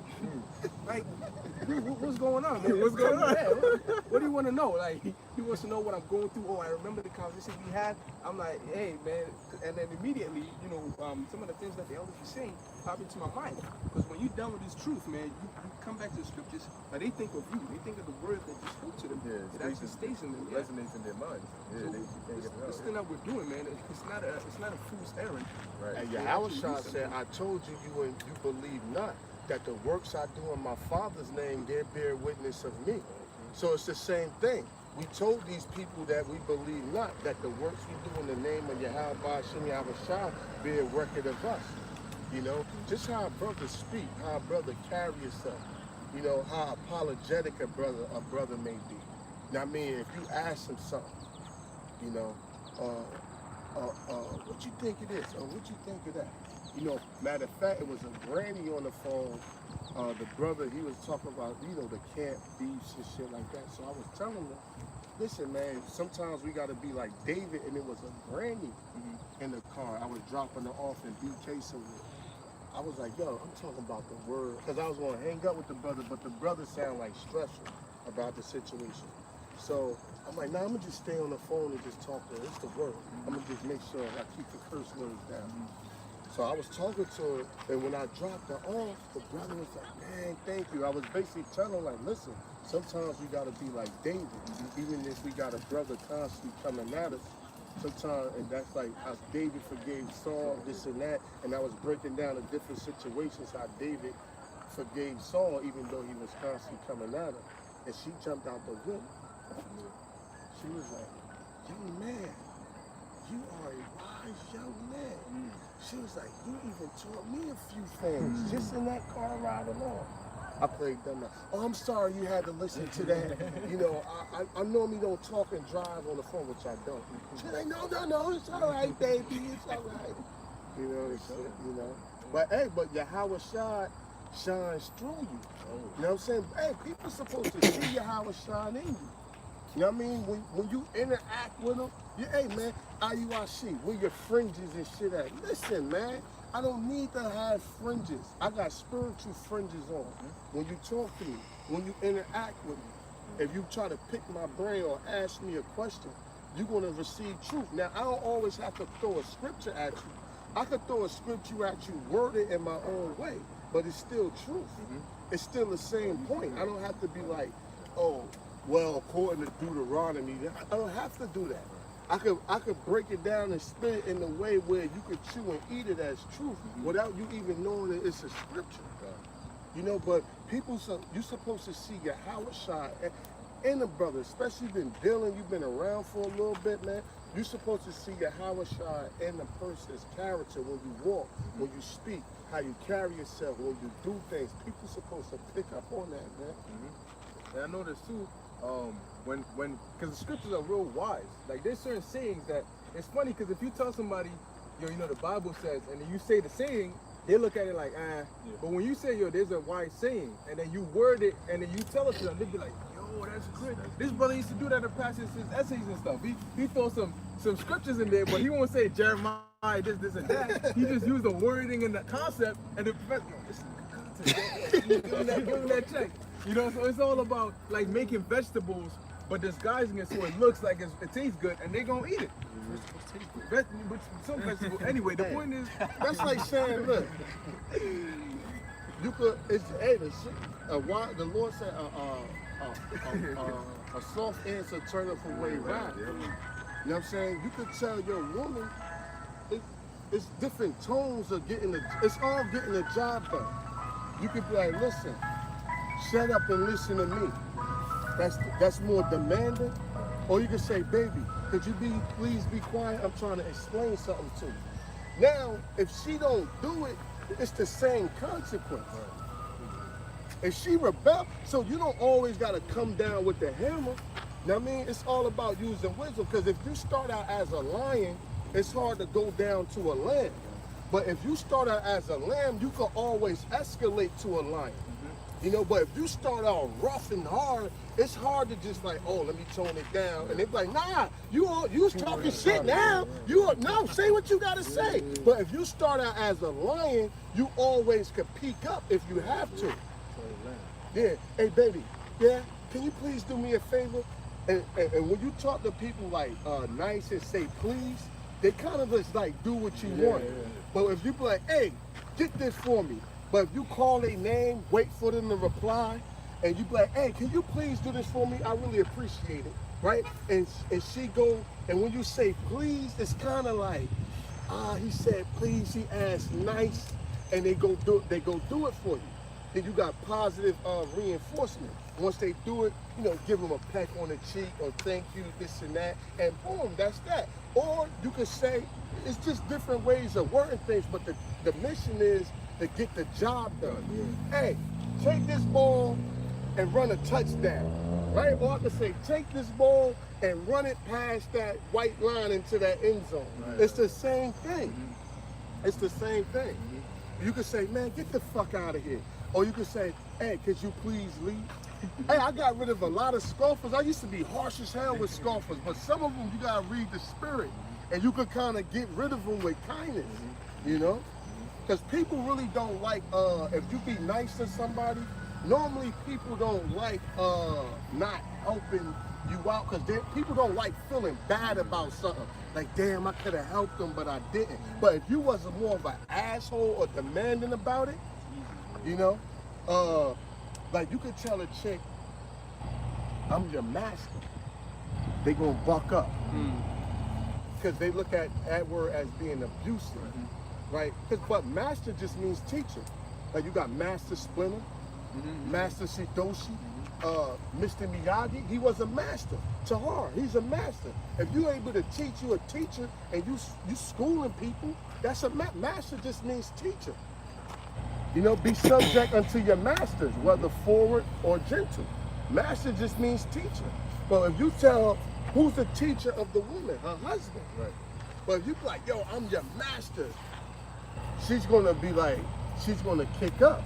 But you could use more subtle or gentle words. You know? Yeah, that's why we have the concept of what you mastered something. That means you've known it so well that you can actually teach it. You see what I'm saying? But hey, there was an example the elder just was talking. I just thought about you know having the using wisdom in all situations. Right. We talked about that last week. You might there was a story of a wise man and a fool, and he was passing. The wise man was passing across the fool, and the fool was just throwing stones at him, and he ignored him until one of the stones hit him. And he said, oh, this motherfucker. He thought about, yo, I should just fuck this nigga up right now. But he said, you know what? No. He went straight to him and said, yo, bro, what you just did right there was amazing. Look, he took out some money and he gave it to him. He said, you see them dudes over there? They paid way more than I paid. Start throwing them stones over there. This dumb fuck took stones, he started launching. Them niggas hit him, they turned around, they fucked his ass up. And took the fucking money from him, man. And he walked up, he looked at him and he started laughing. He said, there you go, I got what I wanted. And he just kept moving. You know what I'm saying? And I was like, yo, that's wisdom. That's, hey, because what the scripture says, what? Wisdom is a defense and money is a defense. So if you got bread, you can pay somebody to defend you. Or if you got wisdom, you can still be protected.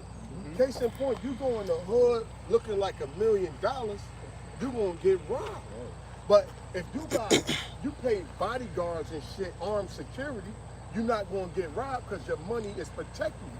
But if you got wisdom, like, listen, I'm not gonna dress like that in this neighborhood. I'm gonna dress like how the common people dress. That's wisdom. Nobody's gonna bother you. You still protected. So both of them, that's what he said. Wisdom is a defense and money is a defense. You know, you could use neither one. Now, using wisdom won't cost you anything. But if you want to be defended by money, you're gonna still have. It's gonna cost you. You're gonna have to cough it up. Or you could use wisdom, and it won't cost you nothing. You know. Got a precept. This is Ecclesiastes chapter 7, verse 19. Wisdom strengtheneth the wise more than 10 mighty men which are in the city. Because, like we just went to, it's all about wisdom. You can be strong, but certain fights you don't need to fight. You know, you can save your energy. Because you can, as strong as you are, eventually you'll get tired. You know, now I remember one time at my job, there was this there's a store associate, and she's like a manager, and she kept calling the stock team for something. I guess everybody just kept switching her, passing her over. So when I picked up, she's already furious. You know what I mean? She's going off, yo, y'all team, da-da-da, y'all better get here down right now. And then instinctively, you like, you know what I'm saying? Like, you about to, yeah. But I thought about it, like, you know what? All right, she is frustrated. People just kept passing her off. Probably there's a customer yelling at her or something like that. So I went down to where she was at, and I was like, you know what? Let me actually go. So as I'm approaching her, she's already on, like, she's hot. She's hot. She's getting ready to, you know what I'm saying? Yo, why y'all do this? I said, oh, hold on, calm down. What's wrong? What happened? Talk to her, soft voice. Because she's up here, I'm coming down here. So eventually she's going to come right here because she's like, why should I still be up here? He's already down here. So let me come down here and talk to him. Next thing you know, she calmed down. She's like, oh, this is that. I said, I got you. I'm going to take care of it for you. You know, I was on break, so I probably didn't hear you. That's why they kept passing you off, da-da-da. Yo, from then on, every time I come, she's so nice to me. She always trying to do things for me. It's all about using wisdom. Now, I could have went there on some, yo, why you talking crazy on the walkie like that, da-da-da-da-da, and made a whole big conflict. But instead, I got more benefits from just how I talk to her. Hey, the movie Paid in Full, that was a heavy movie because Ace with Rico, he was like, listen, I'm not gonna fight Rico. His own ways is gonna destroy you. Say you got a hot-head nigga that, hey, sometimes you take one on the chin. Fuck it, I got punked. But guess what? That attitude that you got of bullying people, that shit gonna get you, that shit going, and you hear about it. You hear about it. You be like, yo, that could have been me that killed them. I could have been in jail, but you know what I did? I stayed out of his way. Or that situation where he was pressing me, this and that. I took the L. I let him get that. It was a dice game. We was gambling cards or whatever. He punked me for the $100. I know he cheated, but fuck it. I'm gonna just give him the $100. But guess what? That same mentality he got like that, that shit gonna get his ass wiped out. And when that wrath come, I don't wanna be in the way of it. So I'm gonna just give him that little 100 and I'm gonna slide up out of here and stay out of that nigga way. Stay out of his way, because when judgment come, that shit is gonna be great. Then the Lord will have you hear about it. Like, yo, you heard what happened to so and such? He got shot like so many times. You be like, oh shit. You know what I'm saying? So people that's like that and they got this rage and this fury about them, just stay out of their way, because down, you be like, I ain't in your path. Look, you wanna get by? Keep going, nigga. It's gonna be somebody up that block somewhere you gonna run into, you gonna meet your maker, you gonna meet your match. Because with that carnal shit, it's always somebody that's just as carnal as you, or even more carnal than you. You know what I mean? That got that demon on them just as much as you do, and you gonna be defeated. You know? Same thing, you know, just dealing with testimony, you know, just like Talk up, bro. I'm a big brother. I'm 6'8". And so when brothers may approach me, they may be timid at first because they don't know how I'm gonna react to certain things. So they'll say something to me, whatever. Or if I do something wrong, they'll rebuke me. And they'll say, okay, well, he was cool with it. So I ain't got I don't feel no type of way, whatever. All right, it's cool. But now when you start seeing lowly and weakness, and I'm not a violent or a person that just gets real agitated real easily, then you like coming down on me like on some real bullshit, like, yeah, you know what I mean? Just like that old bullying spirit and stuff like that. And then it's like, hey, wait a minute, I'm not no sucker. Like, come on now. I'm just, you know, I'm a brotherly brother. Like, I don't believe in fighting up and arguing with brothers, but I'm not gonna be a bitch. I'm not gonna have you just chuck me, whatever. Right. You know, but I'm gonna stand up for myself because I'm still a man. You know? Hey, I'm gonna say, also being able to take rebuke like humbly, it means that brothers will be eager to warn you, all right? So you are less likely to fall into a ditch, you know? Right. That's also, it's good to take rebuke humbly. Yeah, because society teaches you to go off the emotions, right? And that's what gets a lot of people in trouble. Like the brother mentioned about rebuke. You know, you get rebuked, and look, it's by nature you think you're right. You know what I'm saying? You want to defend yourself above everything else, but actually stop and think. You know what I'm saying? Like stop and actually listen to what's being said, because if somebody's yelling at you, instinctively you want to yell back, or you get defensive. So you don't even want to hear what they're saying. Or you get mad or some shit like, yo, who you talking to? Yeah. You know what I'm saying? But you like, yo, it ain't even like that. But I mean, you might be mad at what the brother did, or you being coming at him stern about it. But and sometimes it get that like, yo, who you talking to like that? And you like, oh, like it's ain't like you missing the whole point. Yeah. You know what I'm saying? Like, cause we men, if you agitate a man, you can still rebuke a brother, but he ain't gonna be like, yeah, brother, you did this and that. You gonna be like in the brother ass, like, you know what I'm saying? Open rebuke is better than secret love. And the scripture said, if you rebuke a wise man, he will love you. Because even like, when you get rebuked, even if it's not all the way true, if a brother rebuking you for an hour, listen, sometimes that shit happens. I've been rebuked mad times coming up, right? But if a brother rebuking you for like, let's say a half an hour, you mean to tell me everything he said was wrong? Like, come on. Alright. He said mad shit in that half an hour. You mean to tell me all of that shit was off? No way. No way. Even if you be like, listen, I tell brother, well, I don't think, you know, I'm going to take what you said into consideration. Hey, what Paul said, he said, if I eat meat and it offends my brother, I eat meat no more. So you know what I'm saying? It's just about, a lot of times, it's a wise saying. A lot of people forgive not because they was right and you was wrong, but because your relationship is more important than their ego. You know what I'm saying? So it's not just like, oh, whatever, I'm ignoring the truth, but a lot of times like, yo, bro, this shit is petty and it's not worth fighting over, so I'm gonna suffer wrongfully and take the low and keep our bond and our relationship good. So most people forgive you not because they was right and you was wrong, but because your relationship is more important than their ego. You know what I'm saying? And that's why it's good to be around brothers and interact with brothers, and you build a bond with brothers. So when bullshit comes, you be like, me and this brother got too big of a history to be fighting over that little shit. You know, like, we gonna let that shit go. But when you don't really know brothers and interact with brothers, the bullshit can have a lot bigger effect on a relationship because you don't know them like that. So that's why the Lord said, let brotherly love continue. The holy days and all that, getting up and all that, because you interact and know brothers and this and that. Y'all might have disagreements, this and that. Y'all patch it up, y'all become tighter.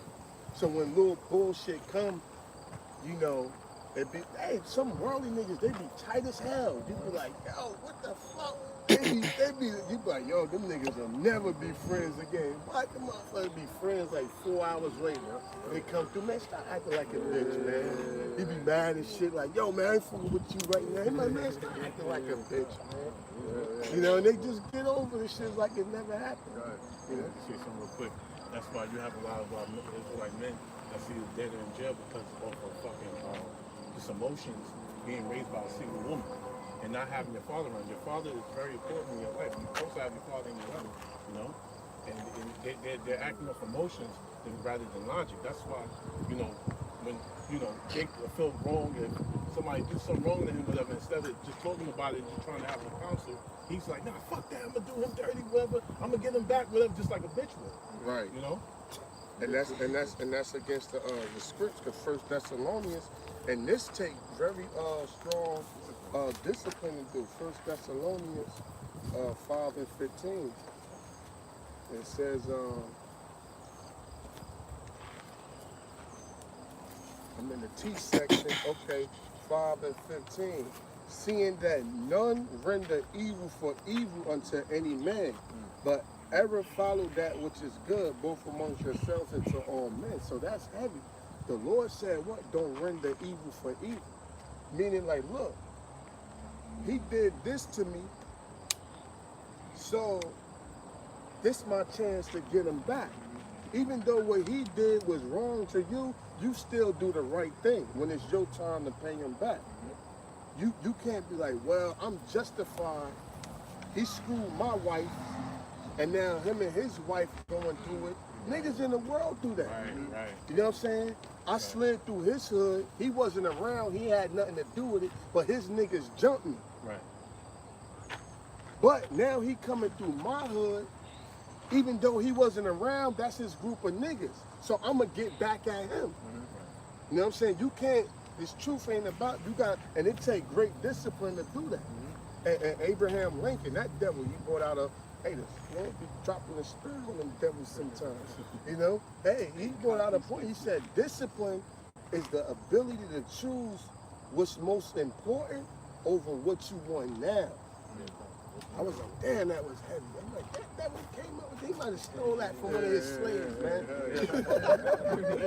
But he said, discipline is the ability to choose what's most important over what you want now. You know? Yeah, that's why. Vengeance is mine. You know. Right. Don't take vengeance upon yourself to go do something wicked, whatever. You know what I mean? Because somebody did something wrong to you. You know. Yeah. It's like how you brought it up. You know. Yeah. Somebody do something. You know what I mean? And now you want to return the favor somehow. You know. Now you face judgment too. Exactly. Because of your stupid actions. Exactly. Yeah. Or if you was going to do a brother a favor, like I was going to give you a ride home, or I was going to give this brother a ride home. Like, it's in my heart, too. You probably don't even know, but I'm going to just take him back all the way home, right? I ain't tell him that, but say we got into a dispute. And I'm like, man, I still supposed to take him home. Like, since we got into a dispute or he wronged me, don't mean I don't still supposed to do that I said. Now, even though I ain't tell it to him, I said it to myself. Like, I still got to do what's right and take that brother home, man. You know? You gotta be true to yourself first, man. You know, before you be true to others. You know, you can't change. Women do that shit like, oh, I had a gift for you, but since you talking shit, I'm taking it back. No, bitch, you supposed to still give me the gift. Like, but women don't, if you really check women out, ask a chick when you next take them on a date. Be like, yo, so tell me your principles and morals. They gonna be like, what? That shit gonna be like talking, be like, yeah, so tell me some of your morals and principles. That shit gonna be like talking another language. Yeah. She might have some shit like, I won't sleep with a guy on the first date. Yeah, but you might do the second. Right. So you're still a hoe. But us as men, we're not supposed to operate like that. Right. We're supposed to have like morals and standards. You know?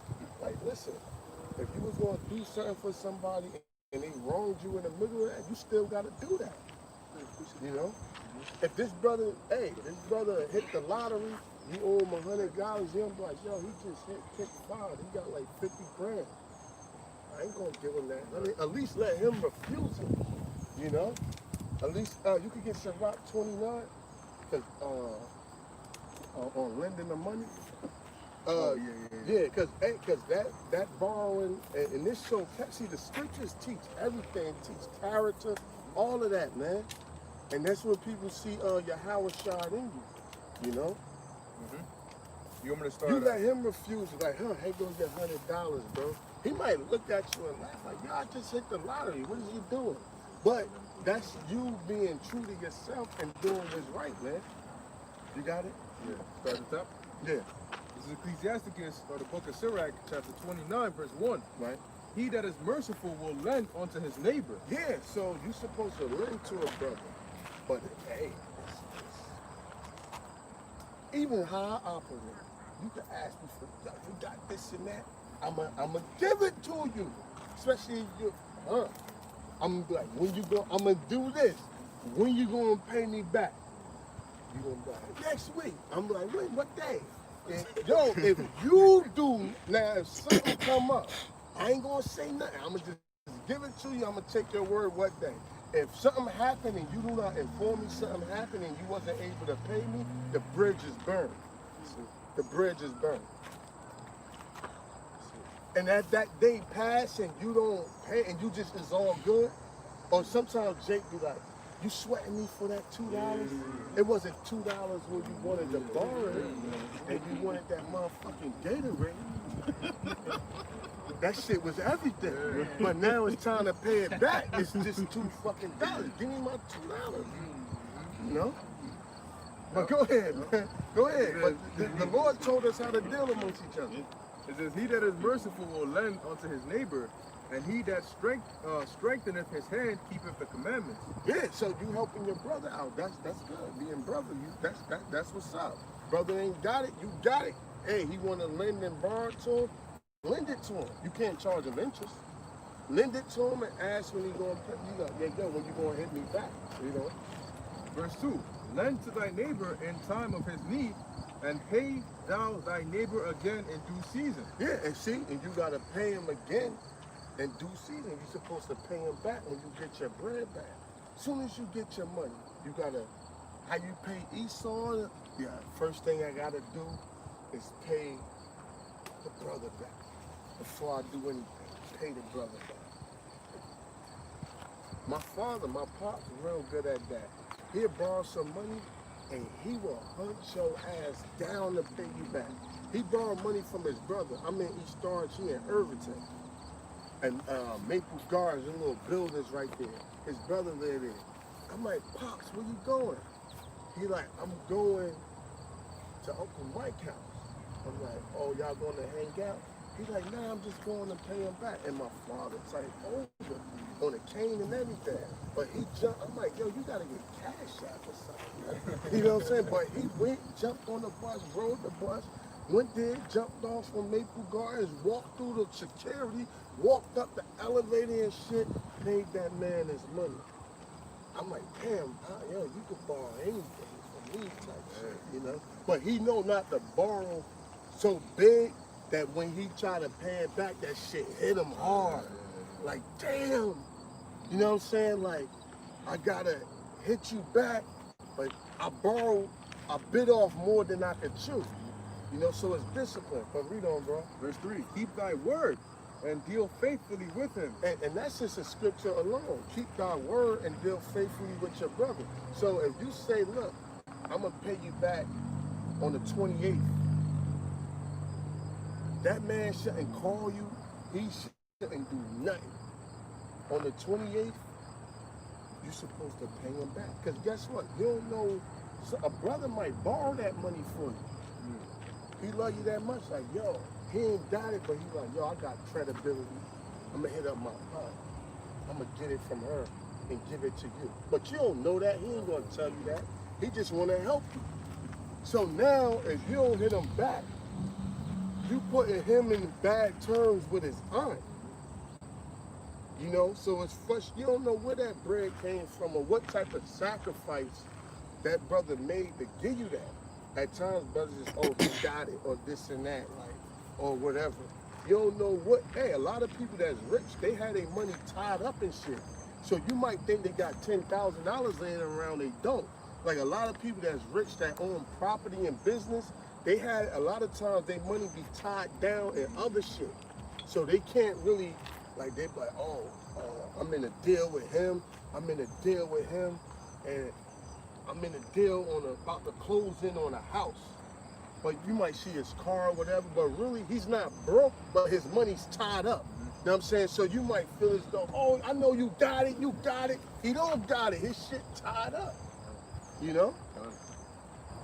It says, keep thy word and deal faithfully with him, and thou shalt always find the thing that is necessary for thee. Right, so you get that credibility, right? You get that credibility, like, oh, it's like, hey, it's some people, oh my God.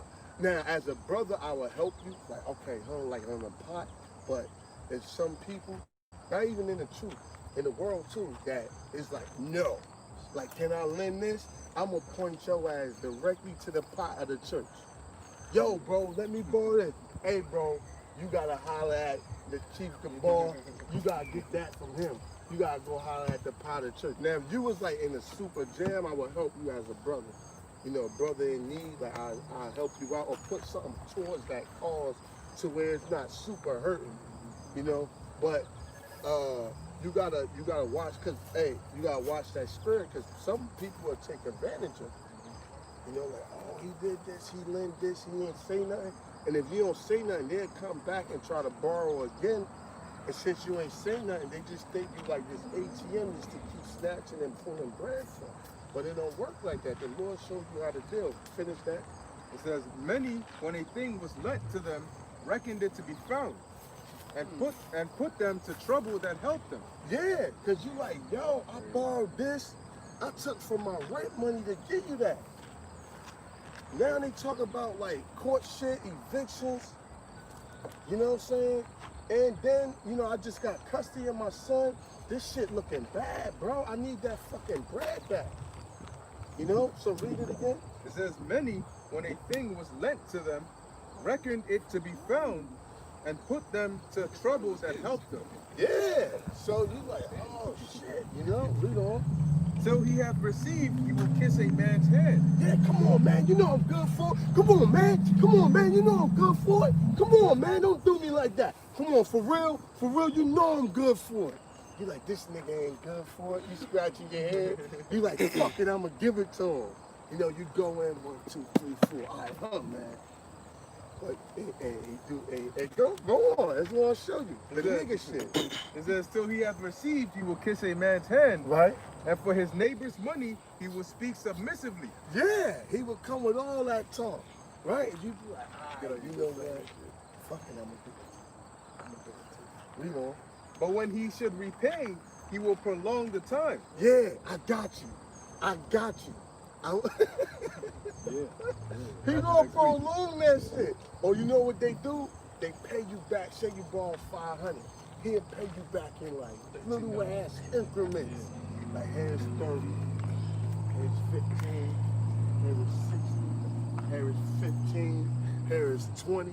Now it is paying back, but you like, it's like, you like, nah, man, I want at least do 250, 250, man. Come on, man, don't penny pinch me all the way back to the top, because it's kind of like you ain't see it. You know what I'm saying? You ain't see it. Hey, well, I bought the brother money recently. I told him, listen, when you pay me back in one shot. He was like, okay, I got you. Because, hey, man, brother, I don't like that penny pinch me back to the top. That shit like, oh, man, but you can't say he ain't pay you back. Like, god damn, man. I wanted the whole, like, to see the whole file. Like, should I turn these shits into quarters and throw them in a piggy bank so when you pay me back, I liquidate it back to dollars? You know? But go ahead, read on. Right, so it says, he will speak submissively, but when he should repay, he will prolong the time. He will prolong the time. Oh, this happened. That shit do happen. You know what I'm saying? But listen, why you ain't tell me when it happened? Why it gotta be the day of or the day of or when I approach you, you bring the excuse? That don't look sincere. Like you telling me after I asked you about it, this look like it seemed, now even if it's true, it look like you making this shit up. You know what I'm saying? Yeah, like, oh, yo, bro, my sister need the money right now. You can hold off like 2 days, bro. Yo, I got you. I get paid Friday. I got you, bro. Like, it's 200, right? Bro, I got you, bro. Don't worry about it. Yeah, he gonna ask Friday, you like, yeah, like, you don't know. And then Friday comes in, yo, bro, I got paid, but like, you want it in cash or like, you want me to get it for me like cash out? Like, how you want it, bro? Oh, Nigga. go, because you know it's on my card. It's on my card, yeah. On Wednesday, I'm gonna go to the ATM to get the cash Get for the you. money, yeah. Oh, yo, I went to ATM, bro. They're not even giving cash right now. Yo, you got to pass it to you tomorrow, bro? Yeah, I can do cash out. Yeah, I can do cash out. Yo, tomorrow, I'm actually going to the other bank that's like down the block, and I'm gonna get it for you, bro. I got you, bro. Wait, they closed down though, so I gotta wait till Sunday. And you sitting there like, yo, this nigga's not fucking, you're not serious right now, bro. You dead ass, bro, like, bro. And then it's like you, because that's your friend, so you kind of like, I got no word, but take your time, get it whenever you can. You know, you try to be positive with this shit. After a while, yo, my nigga, bro, I'm not waiting. If I gotta come to your house, bro, it's not gonna be good, bro. Like, you know, it's like you get so mad. This But look, it's just like, yo, you don't want to get like carnal over some shit like that. You know, because now you're going to be spending bail money. That shit going to be probably way more than what you lend him. You know what I'm saying? So it's just like, you know what? Keep that shit. You burned the bridge. And a lot of times they'll want to ask you for sure, but they'll look at like, nah, I can't ask him. Not never. know what I'm saying? Because it's like, yeah, look up. You know, you be like, nah, damn, I would ask him, but I already know. Like, and some jakes in the world will get on you like, nigga, you got the nerve to ask me to hold money? Like, I seen it. A nigga was chilling and jumped, drinking, chilling. Yo, you think I'll borrow 50 spot? Nigga shut his drink down. No, this nigga did not just ask me for money.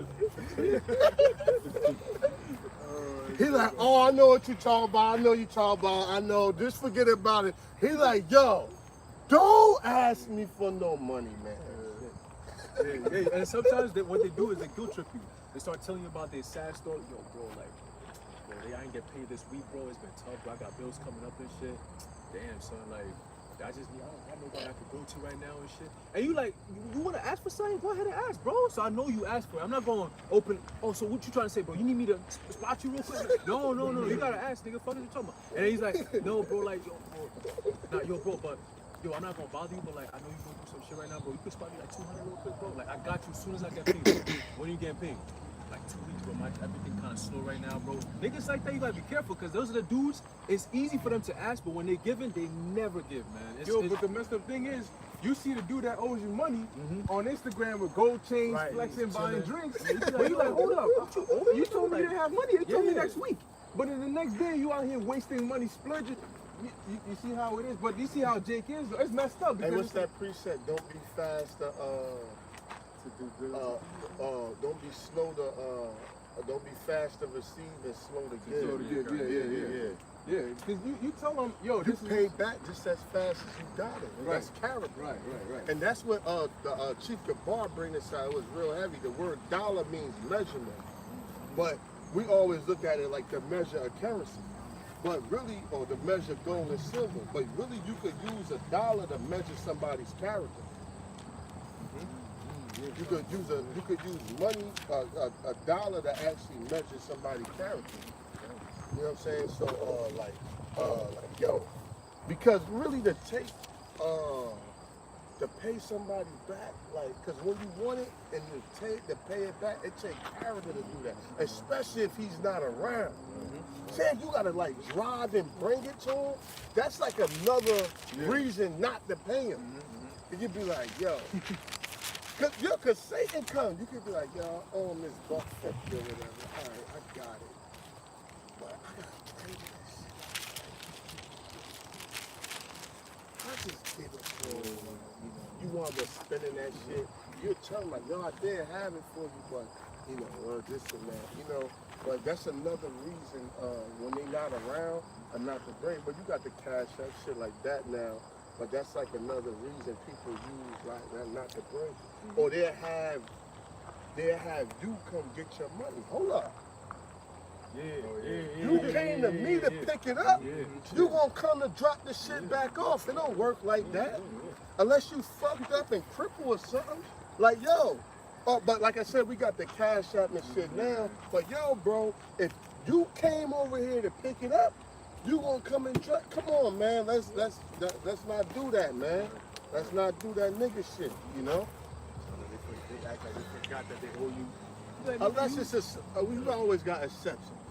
Now, we're not just being straight up hardcore, but it is exceptions. But come on, we know what we all could identify what the Lord is talking about. And then they force your hand and make it seem like you're like some grimy kind of individual. But bro, you left me no choice. I had to get on you for the money. You just gonna slither your way out of it. So it says so he hath received, he will kiss a man's hand, and for his neighbor's money he will speak submissively. But when he shall repay, he will prolong the time, Right. and return words of grief and complain of the time. Yeah, why you sweating me? You know it's the first of the month. You know bills and shit due. I got kids. Here compare your situation. You don't even got kids. I got kids. I got car notes and shit. You don't even got that. And he'll make you look like the aggressor, the wrong one. Like he'll try to make you feel bad for harassing them for his own shit. For your really, it's your shit. And it's your word you gave me this day. You prolonged it 2 weeks, so now I'm hounding you for it, but you making me seem like I'm sweating you. Then they have complained about the amount it was. $30, or they'll bait you. Like, yo, how much you paid for that, bro? Damn, you just got that? Yeah. You be like, yo, shit, just a couple hundred. Then when you bring out and pay, you like, yo, you buying chains and shit like that, you sweating me for $30. Listen, what I personally do with my shit don't got shit with you paying me the fuck back. I could buy a fucking big ass mansion. If you owe me $50, you owe me $50. It's principle, man. And that's what's wrong with our people, the men. We don't have principles or no morals that we go by, man. You know? Niggas talk about the G code and the street code. What about the principles that's set up based upon the truth of your Howard Shai, man? And you set these principles and don't break them, and you keep yourself in line as a man, and you have character to you, man. And that'll make people want to deal with you. Yeah, my mom said that. She was like, yo, there's some people that, because your relatives, when they actually ask for money, like to borrow money, they don't try to pay it back. They try to count it as though you just gave it to them because you're relative. Oh, you really gonna get the money? You really gonna accept the money back? I'm your sister. She like, so when somebody asked her for money, she said, do you want me to give you the money or you want me to lend you the money? She said, oh, no, just lend it to me. She said, okay, I'm going to send you to somebody who lends money. And then when you're done, you pay them back. And then I'm gonna tell them that you say you're going to pay them back on this day. Right. So you can't pull that relative shit on me. You're going to go to them and deal with them directly. I see, I'm stepping out of this joint. You know, you got to do them like that. Yeah, because family is a more of a reason to pay somebody. Mm-hmm. Listen, if I give you a ride home, or a ride here, or a ride there, right? You would have paid a cab, right? Mm-hmm. So you would think like, oh, we family. So, oh, you come into town. You're like, yo, I was gonna get a hotel, right? And you don't get a hotel, you stay at a relative. But you like, yo, and you like, yo, you gonna hit me with a little something? You stayed there 2 weeks. Yo, you gonna bless me with a little something for like a spot or whatever? And you be like, nah, we family. But look, family is more of a reason to pay somebody. You know what I'm saying? Because it's like, look, if I pay a stranger, why wouldn't I support my own flesh and blood? You know what I'm saying? Like, if you got a business, a food business, your family will come try to eat for fucking free in the name of family.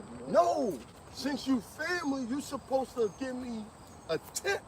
You supposed to donate, motherfucker. Fuck buying a meal. You supposed to, hey, drop a 50 on a $20 plate and be like, yo, keep that.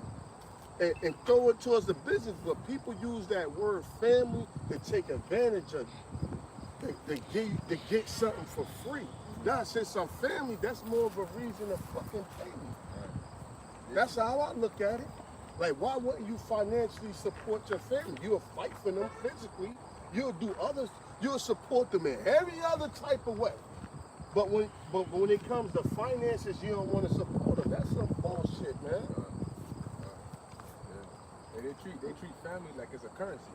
Like, I lent you money, but instead of paying me back, you throw the, oh, we family, as if you're paying me back with family.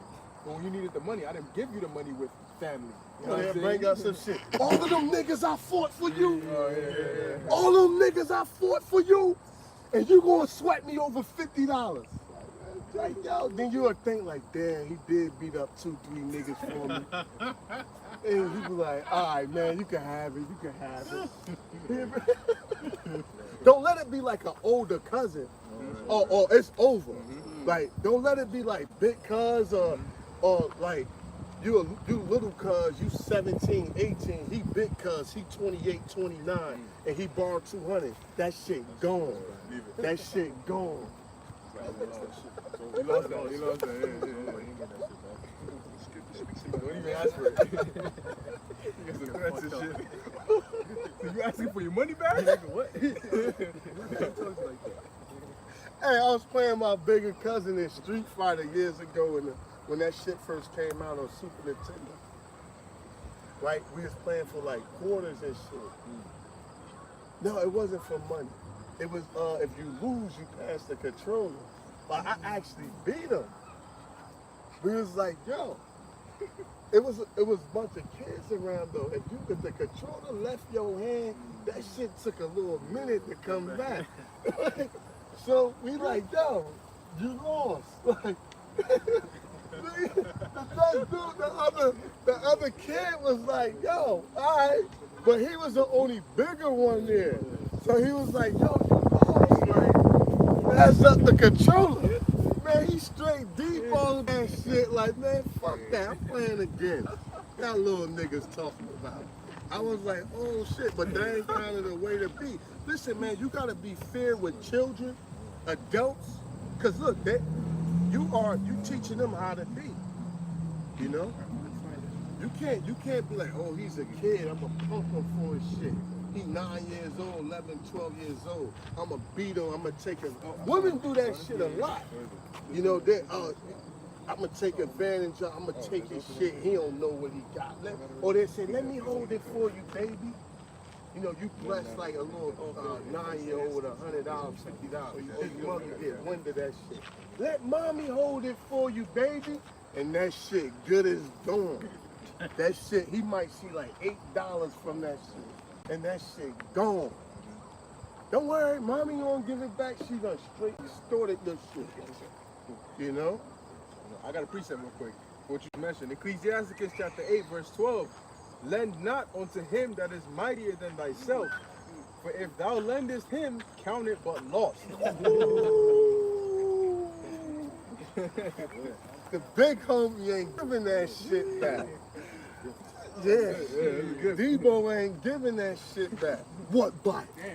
The Beast Cruiser, the one I lent you over there. Oh yeah, that bike. Why you come over here messing with these people? You want some of this too, old man? No. Hey, that's the spirit. Trying to make him an excuse. Yeah, when I was But the younger, Lord don't like that shit. If you got like, hey, people do. I've seen people in the hood do that shit. They might be like some type knockout artist or somebody with their hands. They're coming to dice game and straight ass bet. Yeah. And people will know this nigga ain't got no money. But I'm like, yo, y'all know this nigga ass bet. Why y'all taking his bet? Don't take his bet. You know he ain't got no stop the bank. You know, he ass betting. He ain't got that fucking bread. He was hoping he'd come up and just win that luck.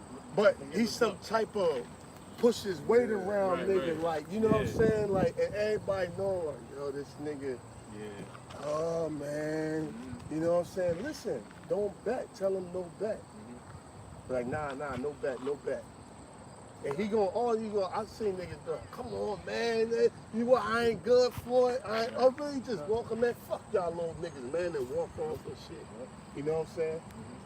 growing up, I knew this kid, and his dad like owned like a lot of shit, so he had workers working for him. And you know, he had a I think a music CD. So he traded in with one of the workers, and when he done finished listening to music, he's like, yo, I want my CD back. Let's trade back, get your shit, get mine back. He's like, what CD? He's like, the one I gave you, the music shit, it's right there. I seen it in your room, bro. It's right there.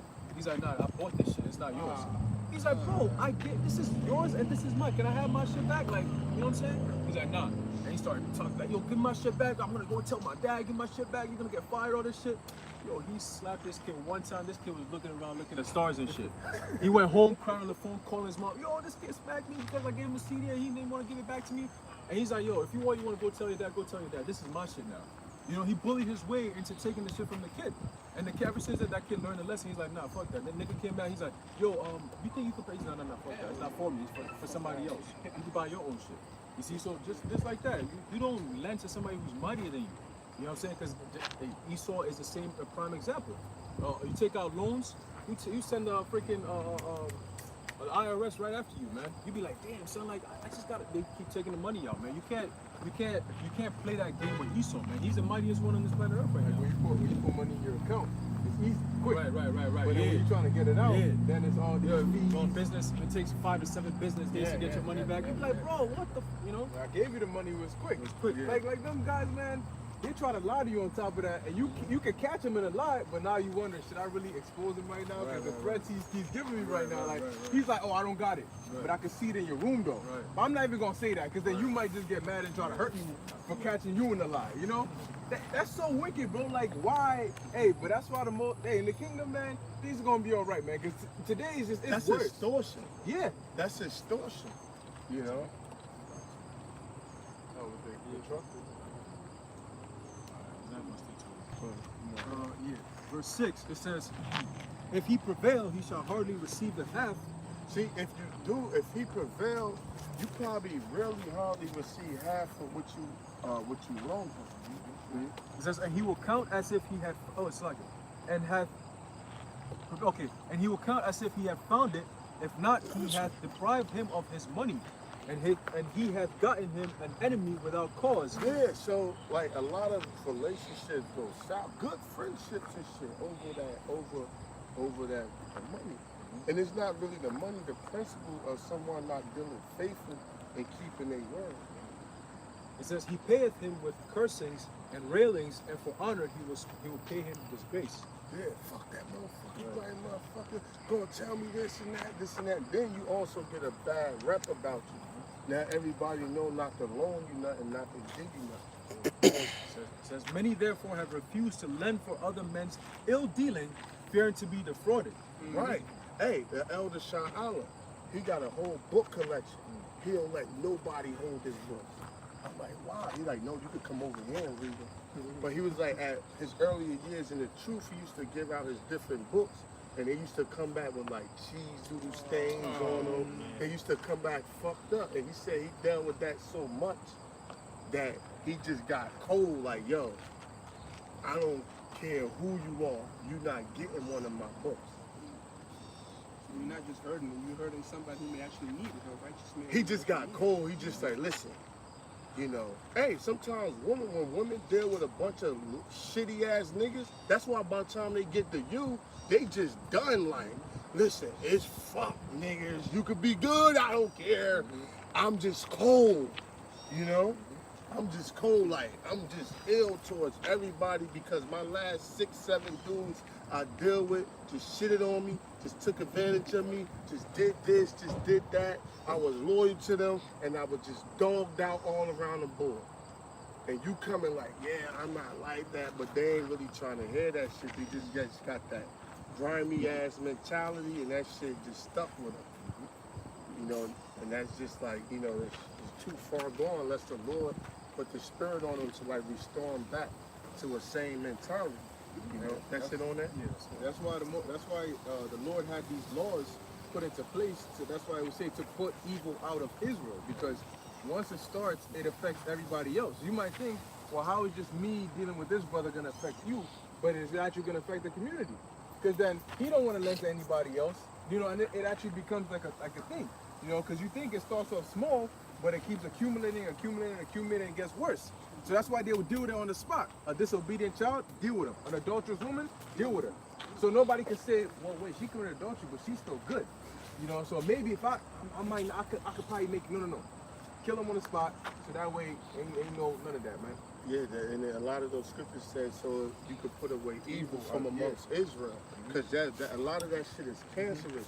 You gotta attack that shit right on spot. You gotta raid that shit right on spot. Hey, you say you wanted to say it? Okay. But hey, that's pretty much it, man. You know what I'm saying? Hopefully brothers were edified. You know, in closing, we want to give all praises, honor, and glory to Yahweh, Ba'ashem, Yahushua, Ba'ashem, Makakadash. Until next time, shalom. Shalom. Got you.